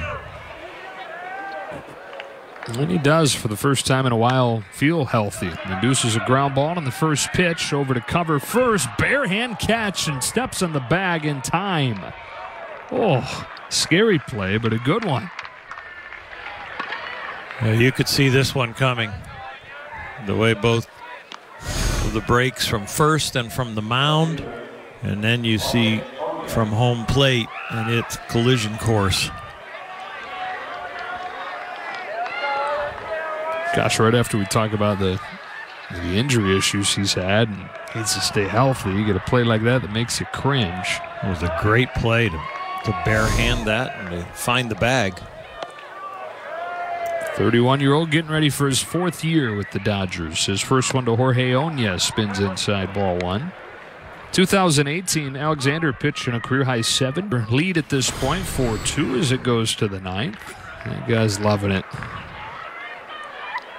Screaming out there, heckling Machado and Tatis.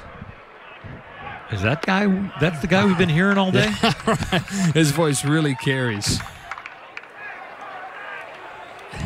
Come on, Blue. That was a strike. Berman leading off this 9th and hitting a soft ground ball to short. Abrams throws him out, 1 away. Smooth fielding, C.J. Abrams.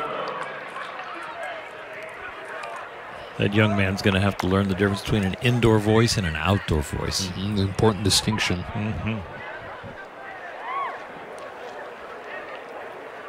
Looking up to a good guy. Turn around. Elliott Soto. A little bit of up, ball 1.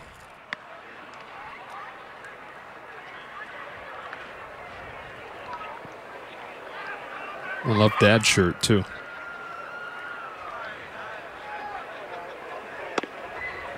One on Soto.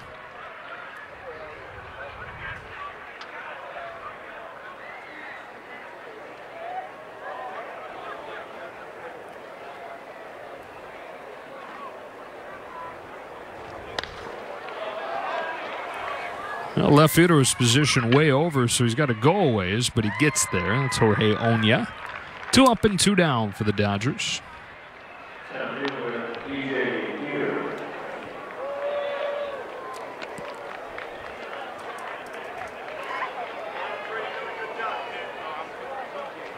And another chance for DJ Peters. Came into the game partway through.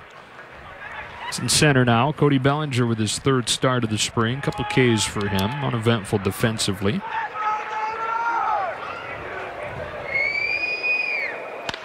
Waits on a breaking pitch and spanks it by the bag down the line. DJ Peters with a 2-out extra base hit. Holds on with a double as Oña digs it out.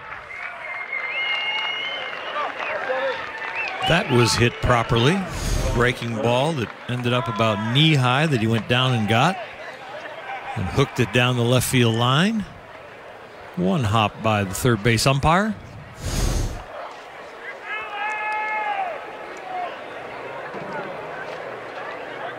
They get Sheldon Noisy to the plate. 4-2 game, 9th inning. Dodgers looking for their first run since the 5th when Chris Taylor homered. Homers today from Taylor and Pollock. Very quiet since then. 6'6", 265 pounds. Presents some unique things that they're very intrigued by. This one's hit deep to right.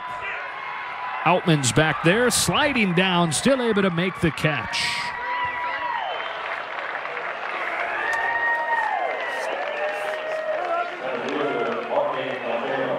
Anything in the air today has been an adventure. You just got to be glad that you got this one.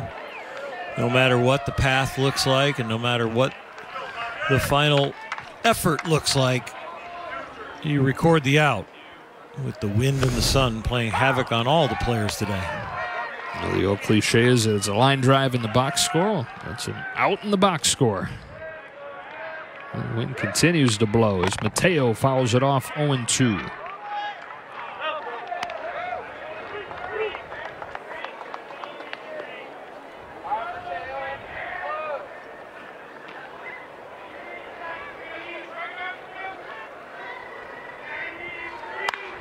High fastball is chopped to the right side, and he'll get through.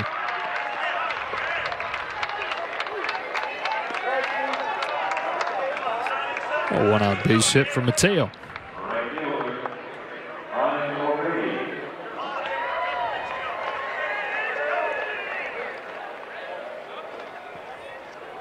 Ryan O'Grady.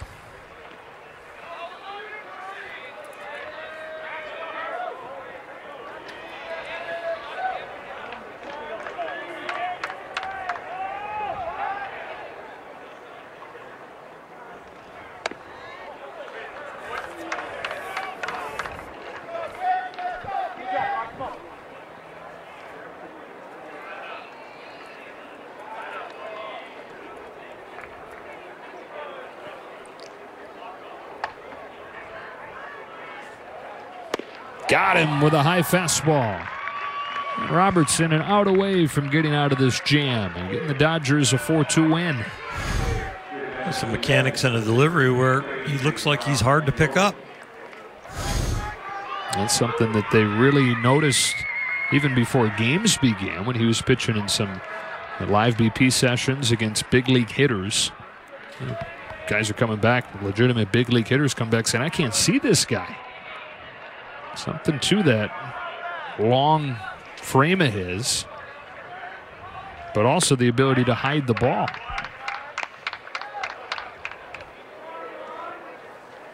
And then it's Anya with the extension he gets. John Andrioli. Tying run on base. Winning run at the plate. With 2 gone here in the 9th. 2-0. Got away from him there.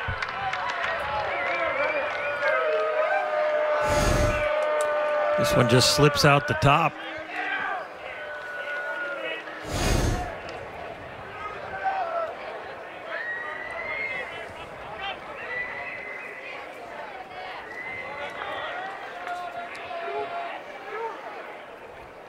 Tried to get on 2-0. Look out, ball 3. Not a fun place to have one finish with a guy who's just talking about is hard to pick up. A 2-0 fastball, 2 men on, and a 4-2 lead. A little bit of overthrowing can come into your head because you know the hitter's sitting fastball. You know you got to throw it and try and get a strike. Just overthrew it. Well, that one he grooved in there. Make it 3-1. The same mentality can creep in on you right here. I got to throw fastball. I need to throw a strike, and the hitter's sitting on it, and I don't want to have anything negative happen. Put a little too much effort into it. He walked him, and the bases are loaded.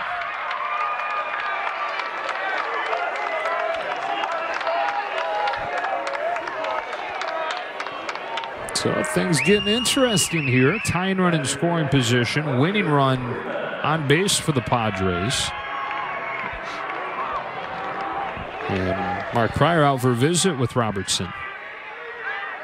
Mission 1 accomplished. You get a smile out of him.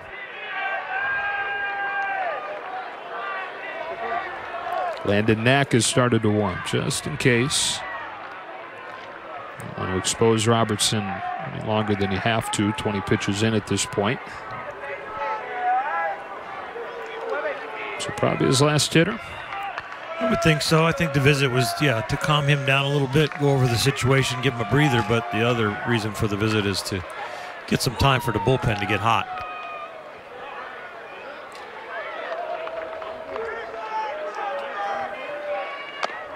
Swing and a miss at a high fastball.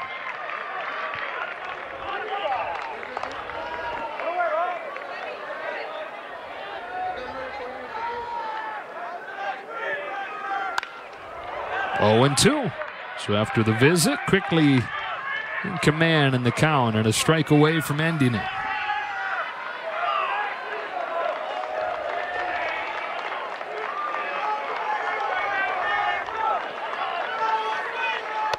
Left that one up there.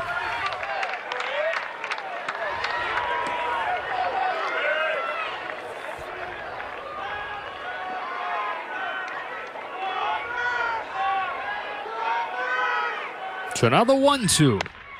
And ball 2 by the hands.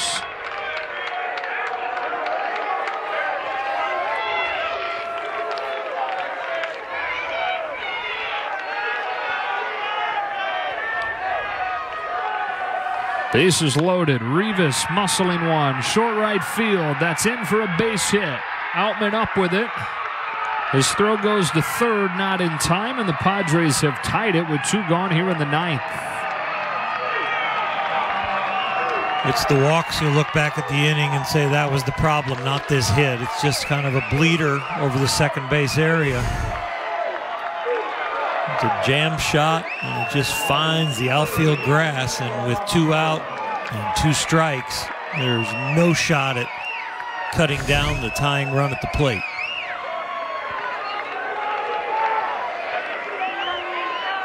Well, they're going to leave Robertson in. It looks like at least one more. Oh, maybe not. Asked for a meeting with the catcher. A slight delay again. And now Dave Roberts is coming out, and it appears they will go to Landon Knack with Robertson at 25 pitches. So Knack will come in, try and get one out.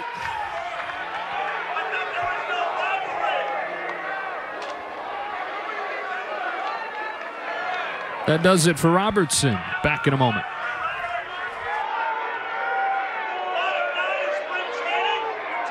And 2 out. It'll be either tie or loss at this point for LA in a game they led 4-1. Padres tying it up here in the 9th inning against Robertson.